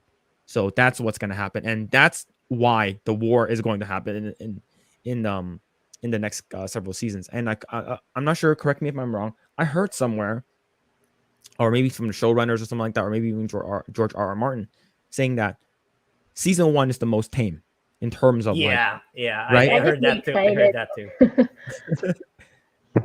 Yeah, this is gonna be crazy, man. And like you can definitely see like, let me bring up the other image, like this one right over here. Like his face is like, oh fuck, I fucked up. Right? Yeah. Oh, I fucked up. But yeah, man. I admit, like the way that, you know, again, me being like, I guess you could call me a normie, not knowing the lore, like doing previous research or anything with the lore. I I knew some shit was gonna go down, but I didn't know Lucerys was gonna die like that. Like it Yeah. was gonna be, it was revealing that both of them cannot actually have control over the dragon. Mhm. Um, Yeah. yeah, I thought that maybe possibly we're gonna see a small bit of dragon fight, or I don't know, like an accident was gonna happen or something, and someone was going to, like during a fight, an accident happens, or someone doesn't, like Lucerys doesn't catch on really quick with a move or something, you know. But Yeah. I didn't know it Same. was gonna end like that. So that was a shocker. Yeah. When I mentioned last week, like, yeah, I already in my head, I just didn't mention it in podcast due to spoilers. I already knew the video I watched said Lucerys is gonna die by Eamon's hand, but I didn't know how. So that Hmm. it kind of shocked me too. And oh, so that's how. I thought it's like, yeah, similarly to, I thought Eamon was like gonna beat Lucerys in swordplay or something like that. Oh Apparently Hmm. yeah. not. It's yeah. So your reaction is the same as the face that we see It, right now. yeah. It's like, whoa. Like, oh shit. Mom's gonna get mad at me when I get back. Oh shit. Is So Philip, mom? you so you do you think that he's going to admit to that Aemon is going to admit to his mom that he accidentally killed? Yes. Um, Yeah. It's because this is gonna start a war. So he's gonna say, no, please, yeah, go ahead. I was gonna say, like, you think he's gonna admit it, or you think like he's going to say that they, like, do you think he's actually gonna admit that they, yes, they were quote unquote like playing around, or you know, battling or chasing each other, and he accidentally did that? Or do you think he's going to He say something like, yeah, he attacked me first, or something, I was trying to get our alliance, and then this happened, and I had to defend myself. I think it's gonna be the latter. It's because he has no witnesses, only him there. So he's gonna be like, "Oh, he started it." I was there, and like I was giving House Baratheon like my offer and stuff like that, and it's like when I was flying away, he attacked me, and I had to defend myself. Like it could be like that, right? Mm-hmm. Right. But So I just feel like there's a lot of like always pointing to miscommunication or misunderstanding between, oh yeah. you know, I guess you could Yeah. say like It's valid. Allison versus Rhaenyra's side. So in the chat, Dave said, in the book, the dragon head washes up on the beach. The prince is never found. Damn, that's pretty crazy. Yeah. Well, So to add fuel to the fire, I wouldn't be surprised in episode 1 of season 2. It's like it shows uh Vagar taking a shit. like you see Lucerys' sword just come out of his asshole. Yeah. Oh man. But the crappy thing is that we have to wait what 2 years for the two. Oh, man. Is it Yeah. two? It's more like a year and a half, about a year and a half before it comes out. But man, all right. So, I did, I do, this question is for you, Grae. What did you watch The Witcher on Netflix? I watched season 1. I haven't started with season 2. Okay. What are your thoughts 2024. on that?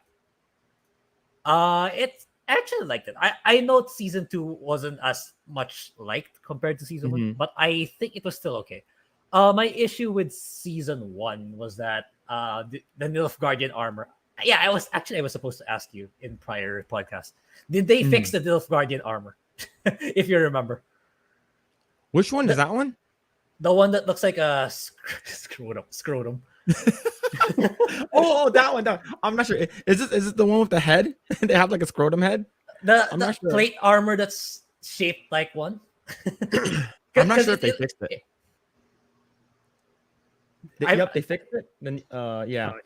But so the reason why I know you are a pretty big what's it called, a Witcher fan and stuff like that. And the thing is that myself and Kat, we watched what's it called again? Yeah, I need to catch up Season with 2. season 2 and season 3. Yeah. I think season 3 is already out or almost out.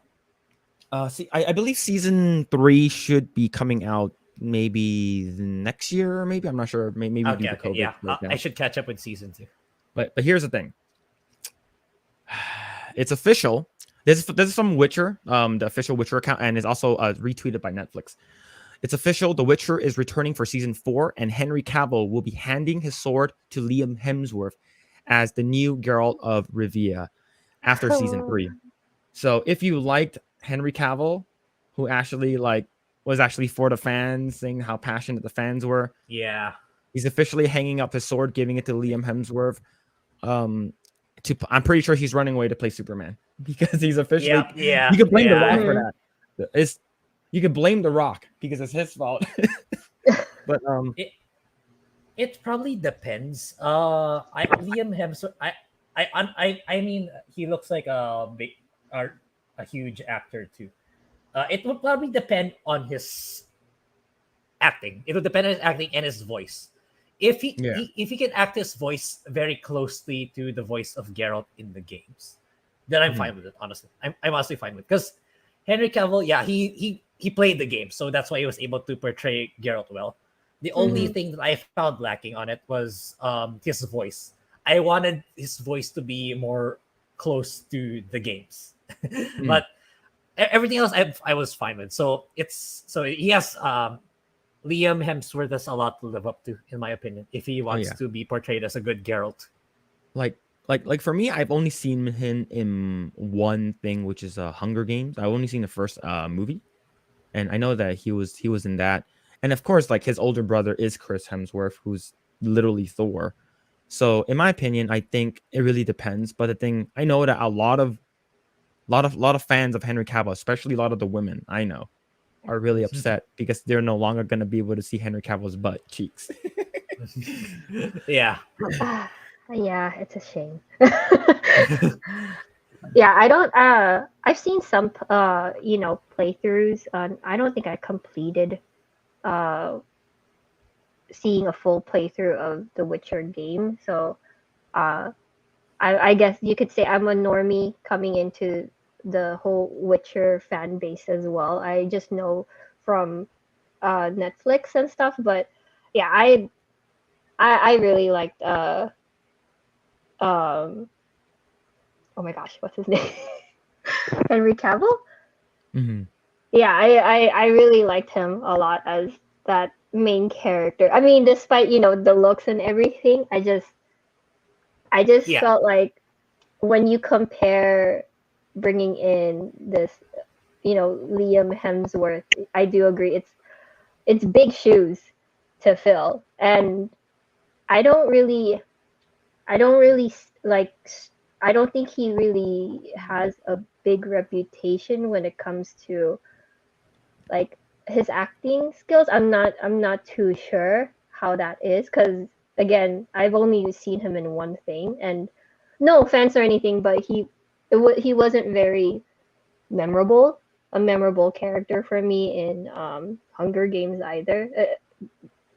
But that could change too because we've seen his brother how big and buff he can get, and so I'm sure getting bigger for this part to be Geralt, and maybe he has his brother and to help him with how to act, I guess, more buff. manly, and not only buff but like being more like man-ish. So I'm not too sad, but it is sad to see Henry Cavill leave and stuff because he was just such a powerful character there with like barely any effort. I feel like. So Corey in the chat says all the girls like Henry Cavill, and also Dave said that to be fair a little bit, as the Witcher books go on, it becomes more about Ciri. Yeah. And I believe y'all mentioned that. But speaking of the Witcher, we have some bad news for the remake. Okay, this is from Bounding into Comics. CD Projekt Red announces the Witcher remake, says it will be a modern reimagining. And we all know what that means. So we do know that they are remaking, I believe, Witcher, and they're probably I'm not sure if it is the Witcher remake. So I'm assuming it's like they're taking the best out of like the entire series of the games, and they're basically making a modern retelling about it. So here's the thing. I actually do eventually want to go play this game because just hearing Grae and Dave in the chat saying how good this game is, it's just like one of the best games. But man, it's definitely gonna suck. So CD Projekt Red has announced a remake of the first entry, also the first one, the Witcher series, boasting the upcoming title as a modern reimagining of the original and revealing that it will be built from the ground up. I'm not sure how I feel about that, even though I have not played it. First revealed in the developer's strategy update earlier this month under the code name Canis Majoris, The Witcher remake promises to be a modern reimagining of the 07 game as part of its 15th anniversary. Based off of the fantasy novels by Andrzej Sapkowski, The Witcher tells the story of Geralt Rivia, raised as a Witcher from a young age. Geralt offers his services to a monster hunter as he pursues those who have obtained School of the Wolves mutagens to make more Witchers. Players are faced with decisions that can affect the lives of many and alliances that are not made lightly. So, so Grae, knowing about this, how do you feel? Like since you, I'm assuming you spent like hundreds of hours on the original. Okay. This time around, I am not so pessimistic, even though it says the words modern reimagining. Yeah, you would think, because we've become so used to that. We think that it's gonna be, oh no, it's gonna be woke. They're gonna race swap. They're gonna put females. They're gonna turn male to a female. I wouldn't be so worried about it this time around for this case, for the Witcher's case. Why? Okay. Because Witcher. Because I know you have not played Witcher 1, but Witcher 1's gameplay, it has not aged well. It's hard to get into, especially if you want to get into it now. With games like Witcher 2 and 3 are available, you wouldn't want to play Witcher 1 unless you really, really want to. Like you need to show some dedication, because the gameplay of Witcher 1, the gameplay is not how you would think of it. Like you run into some dudes and slash them with the mouse click. It plays really clunky. It plays really terribly. Like you have to time your mouse clicks to slash. It's like, oh wow. Yeah. It's that it feels really bad. It feels really clunky. The graphics are really, really dated. So if they say it in a modern way, I perceive it as good. It in a good way. Okay. Like they're making it more in line with the gameplay of The Witcher 3, The Wild Hunt, which that game badly needs. The graphics are so outdated, like the animations feel stiff, so it's more of a good thing. And that's good. If you're worried about race swap like that, I don't think they would go as far as swapping out Ciri, because first of all, Ciri is not yet in The Witcher 1.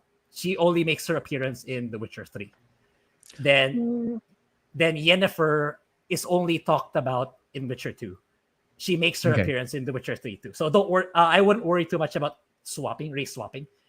At most, I would worry. The only time I would worry about that kind of swapping is probably Triss, since they already did it in the TV series. Because Triss is she's a redhead and white in the games, unlike in the TV series. So that's probably the most that they will do in terms of race swap. But other than that, I wouldn't be so pessimistic about the reimagining part. It's like my interpretation is that they're gonna make it more like Witcher 3. Which is a very, very good thing. If that's the case, then I'm all for it. But one thing that so the most I've known about Witcher is from the TV show, and I believe that Netflix had a animated TV show. It's like a prequel. and I really liked the animated prequel. However, my question is, did they ever have any female Witchers?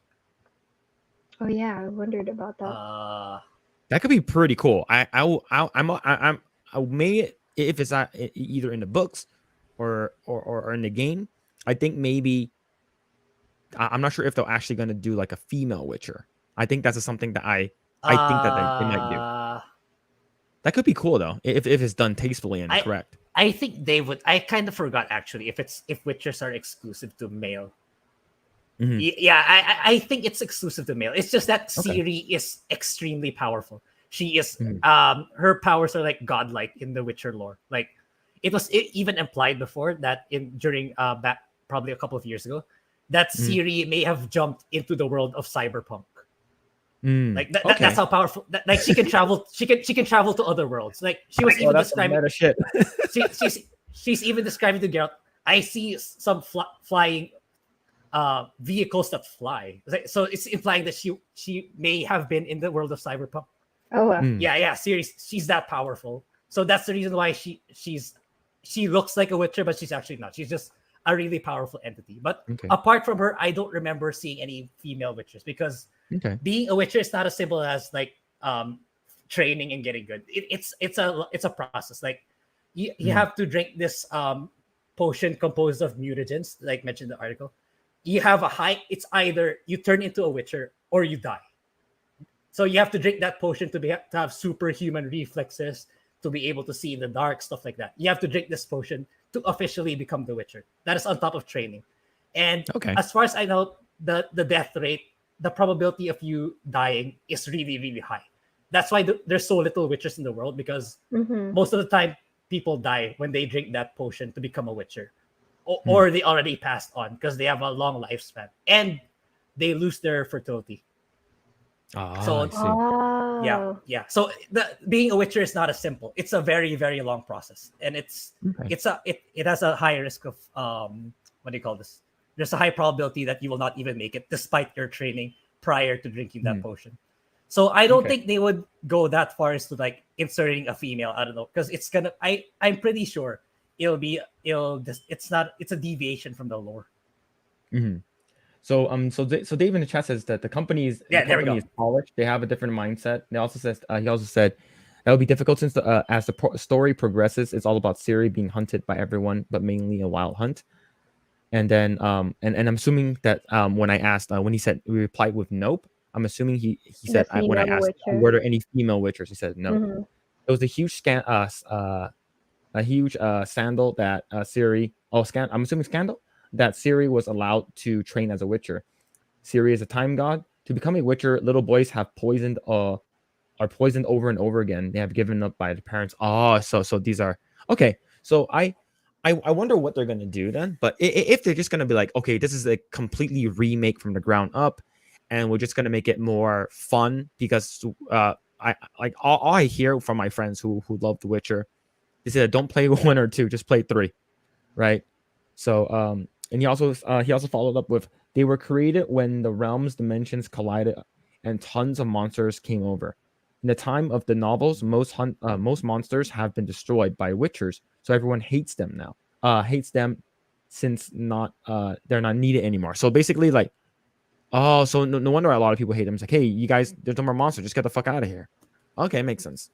So it makes me wonder for like going into the series, the next one, since Grae and Dave mentioned that it'll be more about Ciri. I wonder if Liam Hemsworth, just like one of the chatters here, they said, oh, maybe the Liam Hemsworth Witcher will be short-lived because the story might be starting to focus more on Ciri and everybody else. Could be, but yeah. All right, so let's go ahead and finish it up with this article over here. I believe I think Grae mentioned it, and I also believe someone in the chat, I think might have been Dave, that mentioned it. But hopefully, if this is true, if the rumors are true, this is good. Rumor: Amazon to retool Lord of the Rings: The Rings of Power sideline current showrunners after first season was more of a failure than it could have anticipated, which is fantastic. If they do this, that'll be so good. It's like, hey, we fucked up. Let's change the showrunners. Let's remove Patrick McKay and JD Payne, right?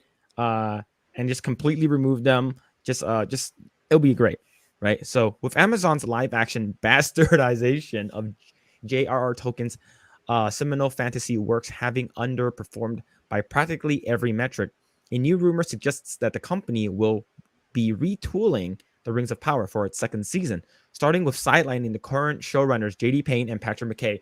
Please, please, I please, Lord Sauron, please just do it. just get rid of them. The word of this apparent shakeup was first suggested by Note film critic, industry insider, and Film Threat founder Chris Gore during the appearance of the 314th episode of YouTube live stream show Midnight's Edge in the Morning. Oh yeah, so I've seen this guy before. Discussing the series' first season finale with the day's panel, Gore was eventually asked by host Andre Inharjar, have you heard from the peers in the industry? Is everyone so impressed with the Rings of Power like the showrunner suggests we should be?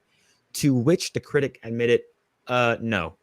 In fact, said Gore, not only were his industry contacts unimpressed with season 1, but the reception to it was generally abysmal that Amazon has set out to course correct season 2. Please do it. Get rid of these, was it Naz girls? Nazgals. Yeah, Nazgals, right? I heard from someone that has a connect at Amazon that if you want to know that effectively they are going to be retooling, he explained. And Payne and McKay are more than likely they're not going to be publicly fired, but their role will be reduced, which is I hope so, right? Bring back in Shippy, right? Bring back in the token scholar that you fired, and just make it good, right? Potentially just remaining in the writer's room, right? He added. But my understanding is that they're looking for more experienced showrunners. How about you get like Peter Jackson as like a freaking like, I don't know, like a person that they can use. That would be pretty nice. To this end, Gore detailed that Amazon is well aware of the problems before noting that while there's what they say publicly say, there's also what they're actually doing behind the scenes. And what they're doing behind the scenes, he then asserted, is they're freaking out that this was more of a failure than it could have been anticipated. Oh, this is so good.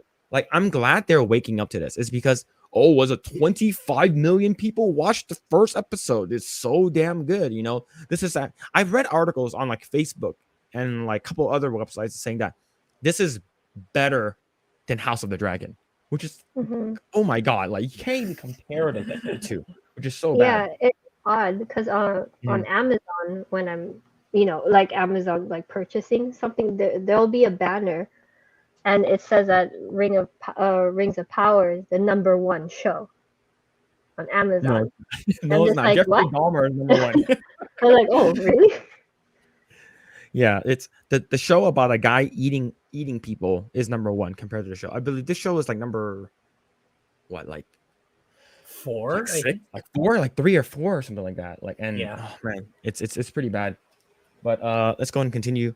I think that the quality of the show is the #1 thing. Audiences are like, why am I still watching this? And this is sleep inducing. Absolutely. There have been many episodes. I would say like 7 out of the 10 episodes that we watched.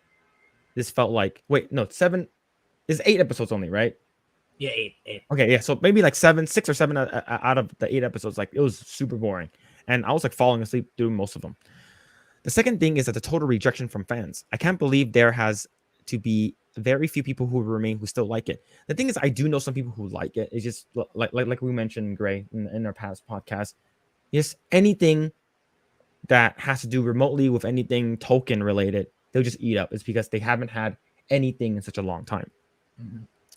The right, and thirdly, the direct competition from House of the Dragon, even like pre-seed and post-seed of the show's airing, it started earlier and is ending later, thus keeping the viewer's consciousness for a longer period of time.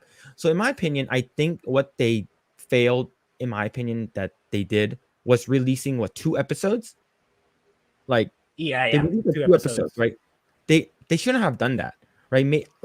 If that's the case, like you would have at least like had like more runtime in terms of like whether or not it's going to be trending on Twitter or not. Okay, though it might not be for years before gore speculation is outright confirmed or denied, the damningly low audience scores currently held by the series on review aggregate sites Metacritic and Rotten Tomatoes make it clear that something needs to be done, and should Amazon hope to justify their $1 billion Lord of the Rings investment. As of writing, the Rings of Power currently holds the collectively 2.5 2.5. out of Oh 10. wow. Holy crap. Across the ratings of 2,422 on the former outlet. So, oh my God, this is so bad. And of course, you see over here in Rotten Tomatoes that, right, critics loved it and the audience didn't. While the latter is 35,548 fans have left the series with the scathing 39% Rotten Tomato average. Clearly, even without delving into the massive waves of discourse surrounding the honoring of Tolkien's work or the cast and crews insulting the author's fans, the series has failed to land with viewers. And while some may feel justified in pointing to its respective 71 out of 100 and 85% fresh ratings from critics, these numbers are probably suspect, thanks to Amazon studio boss Jennifer Selk's own admission, that they were censoring viewers from the critics who had point of views and that we wouldn't support, which suggests that an obvious slant in the sentiments communicated by those reviews which are actually published. Yeah, I believe someone mentioned something about Jennifer Selks right over here. So someone in chat said, it's Corey. Nothing will change. Jennifer Selk is signed on to the Annenberg Inclusion Initiative, inclusion rider, and it's a legal contract that she literally reports to Stacey L. Smith on wokeness compliance. So here's the thing.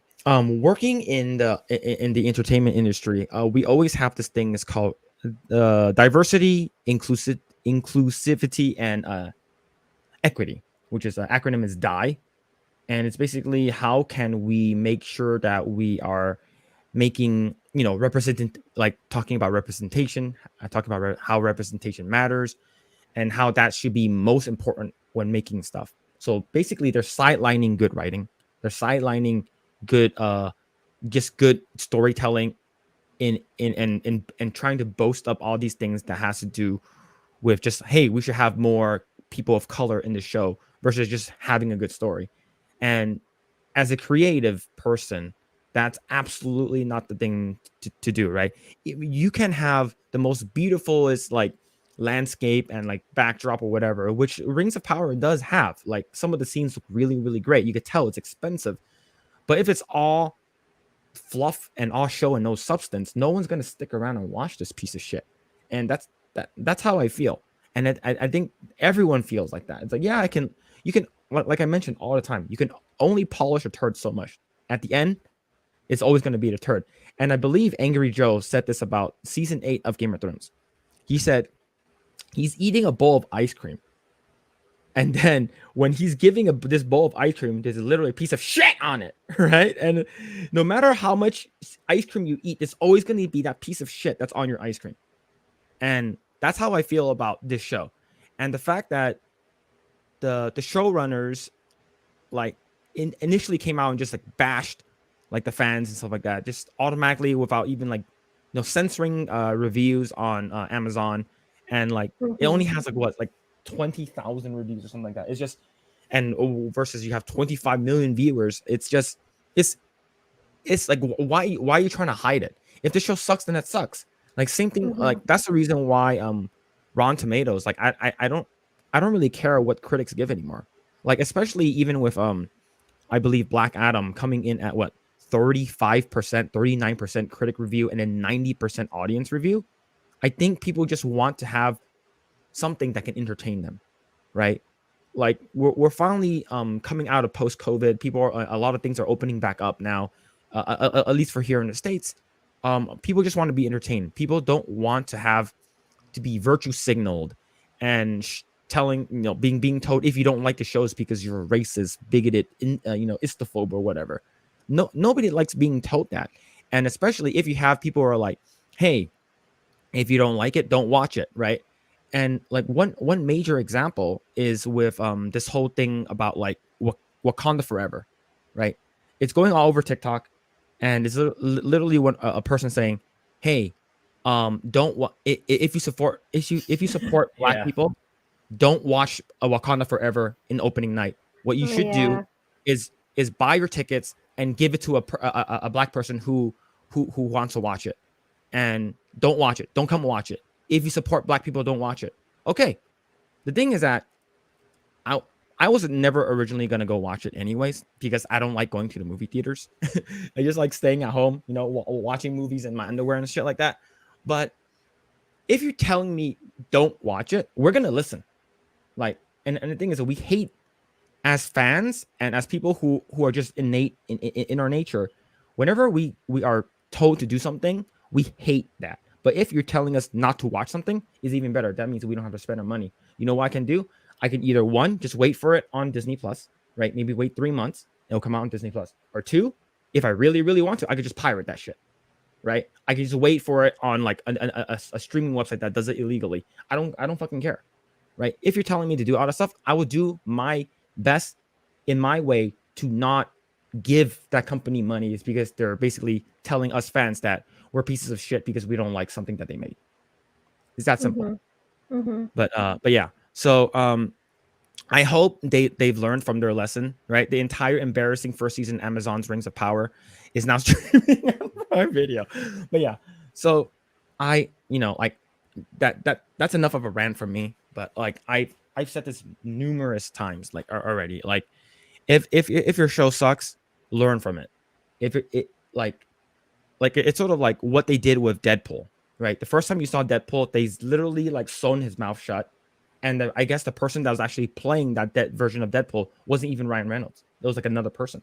So like learn from that, make something that's actually good, and hopefully you don't talk shit about your fans, and people will come. That's it, right? Don't virtue signal. Don't put all these shit in there. It can't. If you want it to be like more woke and stuff like that, do it where it's like smart. Do it where it's actually that is impactful and it means something. Don't just do it just for just because we need your token Asian person here, right? They're already talking about making a fucking full-on female Fight Club.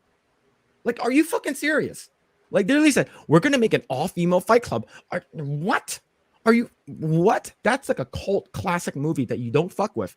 Oh, but we it's sort of like what they did with 2016 Ghostbusters, right? Like for me, what they could have done instead of just completely remaking it is like, oh, it's gonna be Ghostbusters, but it's in the future, and these are like the kids of like the original Ghostbusters, and then you can have a cameo. No, we're not gonna do that. We're gonna just freaking what was his name, Paul Feig or whatever his shit face is. He basically just completely ruined it, and they brought in the cameos, expecting the fans who are gonna like it, and they basically turned every male character in that show like into an idiot. Case in point, Chris Hemsworth's character was a fucking idiot in that shit, right? Okay, sorry, that's just I'm gonna try to stop ranting, but Corey in the chat says Kevin Feige, Jennifer Salk, J.J. Abrams, Catherine Bigelow. There are a lot of people who have signed this thing, and it's not just diversity hiring or casting. They also have obligations in guiding content. And then we have Dave says, here's something to think about. It was announced recently that Amazon Prime is doing a Fallout TV series. Man. So here's the thing. I've never played Fallout. Grae, have you? You play Fallout? I did. Yeah. I haven't heard from anything ever since the announcement of the fall. That I know Amazon's making one, but I have not heard anything ever since. But Fallout is far more flexible for them to do something like that, which I got to hope not. But because Fallout is all about America getting nuked during the war, so it's a post-apocalyptic world. So it's plenty flexible to do their own standalone story based on that. So if they're gonna do what they did with Rings of Power, yeah, it's gonna be another shit show for sure. Like they're gonna make all the females really good. They're making them all the badass, and all the males are really dumb, really stupid, or really bad writing overall.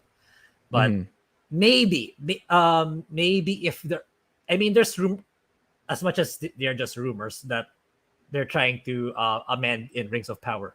Maybe they will do the same with Fallout, since I mean they can still backpedal with Fallout since season 1 is not even out yet. So maybe there's hope that they'll rectify it with Fallout. It depends on who's running the show, who's running the Fallout. If it's the same people running Rings of Power, then yeah, it's gonna be another disaster. But if it's someone who prioritizes the writing more than the diversity inclusion, then yeah, there may be hope for Fallout for it to be better. Yeah, it depends on who's running it, because at the end of the day, True. it's them who's like, no, we're gonna impose diversity no matter how crap the writing is, or if it's someone who's like, no, writing first before diversity inclusion. I mean, Yeah. it's like it's under the assumption that these two are mutually exclusive, which they are not. Like you can have good writing at the same time while having inclusion. Like the good writing will speak to the inclusion. You don't need to be loud about the inclusion. Like, oh, we brought in a black person, we brought in an Asian person. Just let that character be good. Like it'll be the audience themselves who will say, oh, this Asian character is really, really good. Oh, this black character is really, really good. You don't have to say it out loud on the TV show itself. You let the audience be the one to say that. Absolutely. Yeah, Like I was like actually gonna say that too. Like the whole woke or like inclusivity thing. Like, I mean, just talking back about the comparison with House of Dragons. You know, I like you said, Philip. I didn't know they race swapped. Like characters like Lenore and Lena and stuff. And I I don't want to speak for the whole audience, but at least for me, I love those characters and stuff. oh yeah. And yeah, I didn't see it as like, oh, I like that black character, or like, oh, I really like that gay character. It's not. It's just you like the character. Just like what Grae was saying, if you just prioritize the writing and even like the character direction, you don't care if that if that character is purple, or if it's a water bottle. Like if they're great characters, then you're gonna fall in love with it, and you're not even, you know, me being a normie, not knowing past lore with the things that I've been watching. um it that love for the character will just come naturally. But yeah, I kind of feel like with Rings of Power, and I'm female here, so at first when I started watching Rings of Power, I admit I got very interested in the main character. Galadriel. Okay, huh? Galadriel. Galadriel, because I knew about her from, you know, the movie, so I was like, okay, this is her journey. And then I admit, when I saw her, I was like, oh, she looks cool. She looks like a younger Galadriel. Oh, I love her voice. Oh, this is gonna be nice. And then I ended up hating her. I ended up getting so annoyed by her, and like I hated that there was just no growth. And so that's why I don't understand a lot of the critics or reporters saying that this idea of how she's annoying or not a likable character is coming all from sexist men, because I'm like, oh, what about me? uh, I should I be loving her just because she's strong female character? No, she was not written very well at all. She's not likable. I'm sure, and I'm sure that's the, you know, it's not on the actress. I don't think so, or I hope not. Yeah.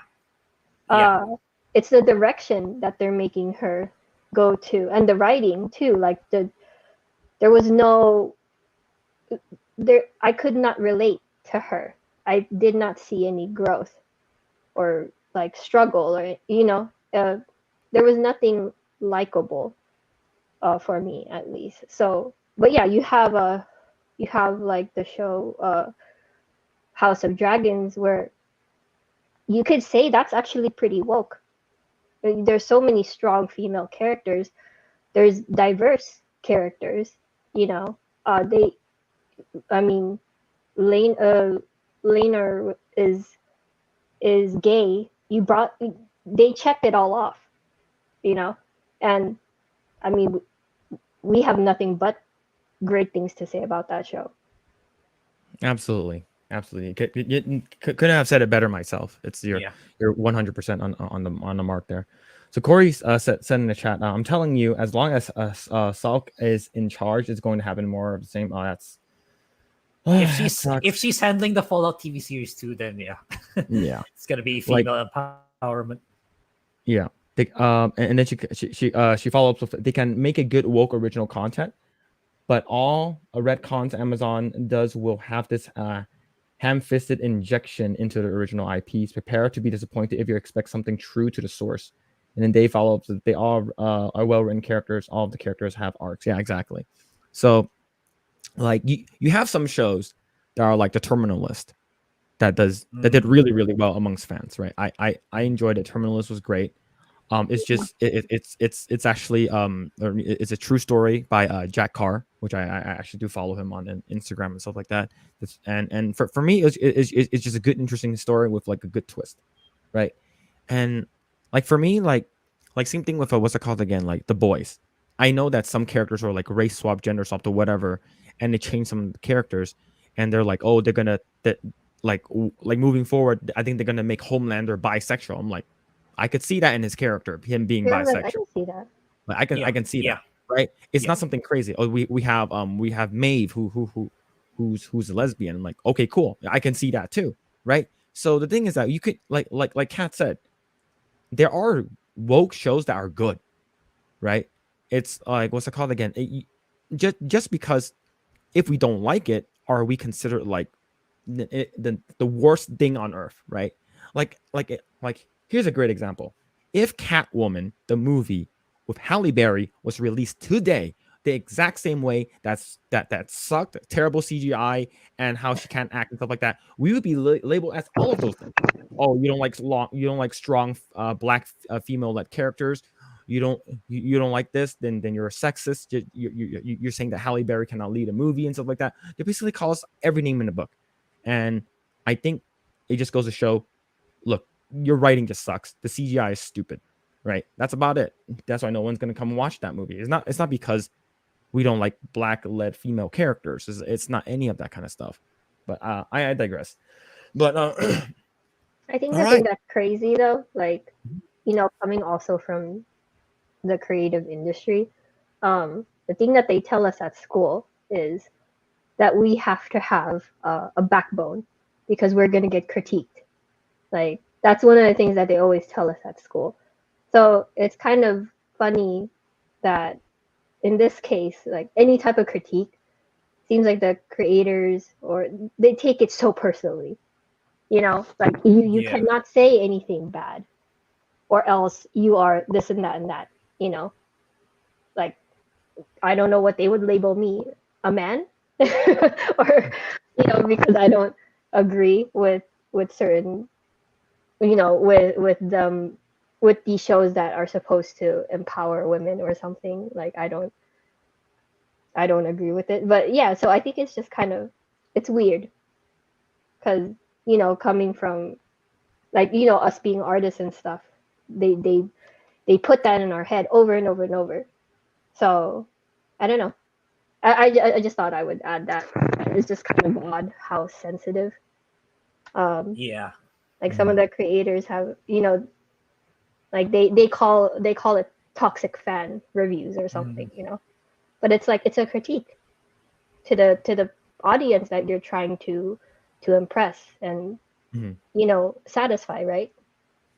Yeah, like going to school, you have folks who are like, or even working in the industry, there are folks who are like, hey, what do you think about this? And majority of the time, people are actually inclined to actually like take feedback, constructive criticism, and and whatnot. But there are some folks who are like, hey, what do you think about this? And then once you start giving them feedback, it's like, hey, all I wanted was, like positive feedback. I don't want any negative feedback, is because they can't handle it. There are some people who don't have a tough skin, right? Whenever they're giving feedback, it's just like oh, oh fuck that guy was mean or something like that. They take it to heart. Versus like, you know, if that person's not like bashing your shit and calling you out for being a terrible person, then like I think any criticism is warranted, right? So according to Constructive Justice, many criticism. yeah. Many of the greatest artists of all time are unappreciated in their time. That's a true standpoint principle in art. Yeah, absolutely. Well, but once again, if you guys haven't already done so, please go ahead and if you guys haven't done so, well, like I said again, go ahead and like, share, and subscribe to the channel. It definitely does appreciate it. We are hitting almost 80 subscribers, and I will actually give a big shout out to everyone who's actually in the chat or people who have participated in the podcast, such as Dave and Kat. Thank you so much for showing up today. And Grae, big shout out to you for what's it called again, retooling the thumbnails. I think they're actually getting more eyes. I think I put too much words in the thumbnails, and they're actually looking a lot more simplified, more streamlined, and then it's actually I believe it's getting more people's eyes on it. And thank you so much for doing that. But we're gonna be back on next Saturday. But I will definitely update everyone here, is because what's it called again, the baby can be out any time now. So if that's the case, Grae, if you want to continue, you want to fly solo just in case I can't, I'll go ahead and give you all the access and stuff like that. But if you want to go ahead and do that, but yeah, we will be back on next Saturday at 9 p.m. Pacific Standard Time, and we're gonna call it there. Grae, you want to shout out any of your socials? I know that you've been playing some Star Ocean recently. Yep. Yeah. So I'm going live on Twitch recently playing Star Ocean. Yeah, I'll probably go live soon after this podcast because I wasn't able to stream last night because I lost power. Yeah, I thought I wasn't gonna make it today, but thank goodness the power is back on. Then yeah, and also I also do JRPG reviews in my YouTube channel because I wanna review Star Ocean next. So for now, it's only just one video. It's only just Valkyrie Elysium. But yeah, would greatly appreciate for feedback on that as well. But yeah, that's about it. Thanks. Sweet. And Kat, I know you're not relatively on social media, you're not really active, but you want to shout out any of your socials or no? Well, sure. I mean, for any, I guess, otakus out there, I do have reaction videos to anime under Cillieweekends on YouTube, but I've taken a very, very long break because of health stuff, and as some of the fans of Phillip, you guys know what's going on or might happen soon. So yeah, I've taken a bit of a break, but there's a good amount of videos for people to watch. Cool. Awesome. Yeah. And I remember Dave did mention that he has one last point for something. So Dave, you mentioned something about Fallout. But while you go ahead and typing that up, you can follow me mostly anywhere at Mr. Philip Chan, and that's MrPhillipChan. But yeah, I do hope majority of the shows do get better moving forward. I do hope that what's it called again, they do remove JD Payne and Patrick McKay from it, or at least sideline them. But yeah, that's definitely one of my go-tos. I just want good stuff. I just want entertaining stuff. Yeah, and also to add what you both said before we wrapped up. Yeah, I'm opening a little bit. Yeah, it's also how people handle feedback. It can also, apart from making a good show, a good piece of entertainment, like it's how these people react to feedback also that can make or break a TV show. Like a very good example is what you mentioned before with Henry Cavill with The Witcher. Like he was interviewed, right? He doesn't perceive vocal people to be toxic fan base, but rather passionate fans. Like the fact that he said something like that, it's gonna help a lot. It's like, okay, this guy is this guy acting as Gale is really is taking feedback really well. Maybe I'll go watch the show. Like it could convince people to do otherwise because of how well you received it. And another more recent good example is Black Adam. Like when Dwayne Johnson posted 90% rating from audience. That's all I care about. At the end of the day, I just want people to go home, feeling very entertained. So I am pretty sure that helped a lot with the sales of Black Adam. Like just how you receive feedback and how you respond to the fan base, it can help. Even though because I know Black Adam is kind of like a so-so movie based on critics and people. But the fact that Dwayne Johnson received it so well, I am pretty sure that sales contributed significantly just by him saying and treating it that way alone. Oh yeah, Absolutely. yeah, totally agree. But yeah, we'll be back on next Saturday. But I will let everyone update. I'll give you everyone an update. I believe we do have a community thing that we can actually talk to the community. I believe there was an access to that, Grae, if I'm not mistaken. But we will keep everyone updated. But thank you guys so much again. Thank you, Corey and Dave, for hanging out in the chat for so long. Thank you, Kat, for joining us for this this podcast session. I definitely do appreciate it. I hope you come back in the future. It's definitely good to have a female on the panel to actually talk, and versus having this like cock fest and just like talking about stuff without having like the opposite gender to give us some insight on if we were actually wrong or if we're actually correct on where we think. But Yeah, no, all right, so I'm thank you gonna for having me. of course, I'm gonna read this last one from Corey. It says James Gunn and Zaz Labs are not signed up to do inclusion rider, so let's hope there's hope for DC. Yes, we do know that. Especially James Gunn, Zaslav. He's been Yeah, slashing James all Gunn the is- woke shows. yeah, He's been he's a canceled. co-CEO now. Batwoman canceled. All right, thank you guys so much, and we'll catch you guys on the next one. Thank you, and See ya. have a good day. Bye.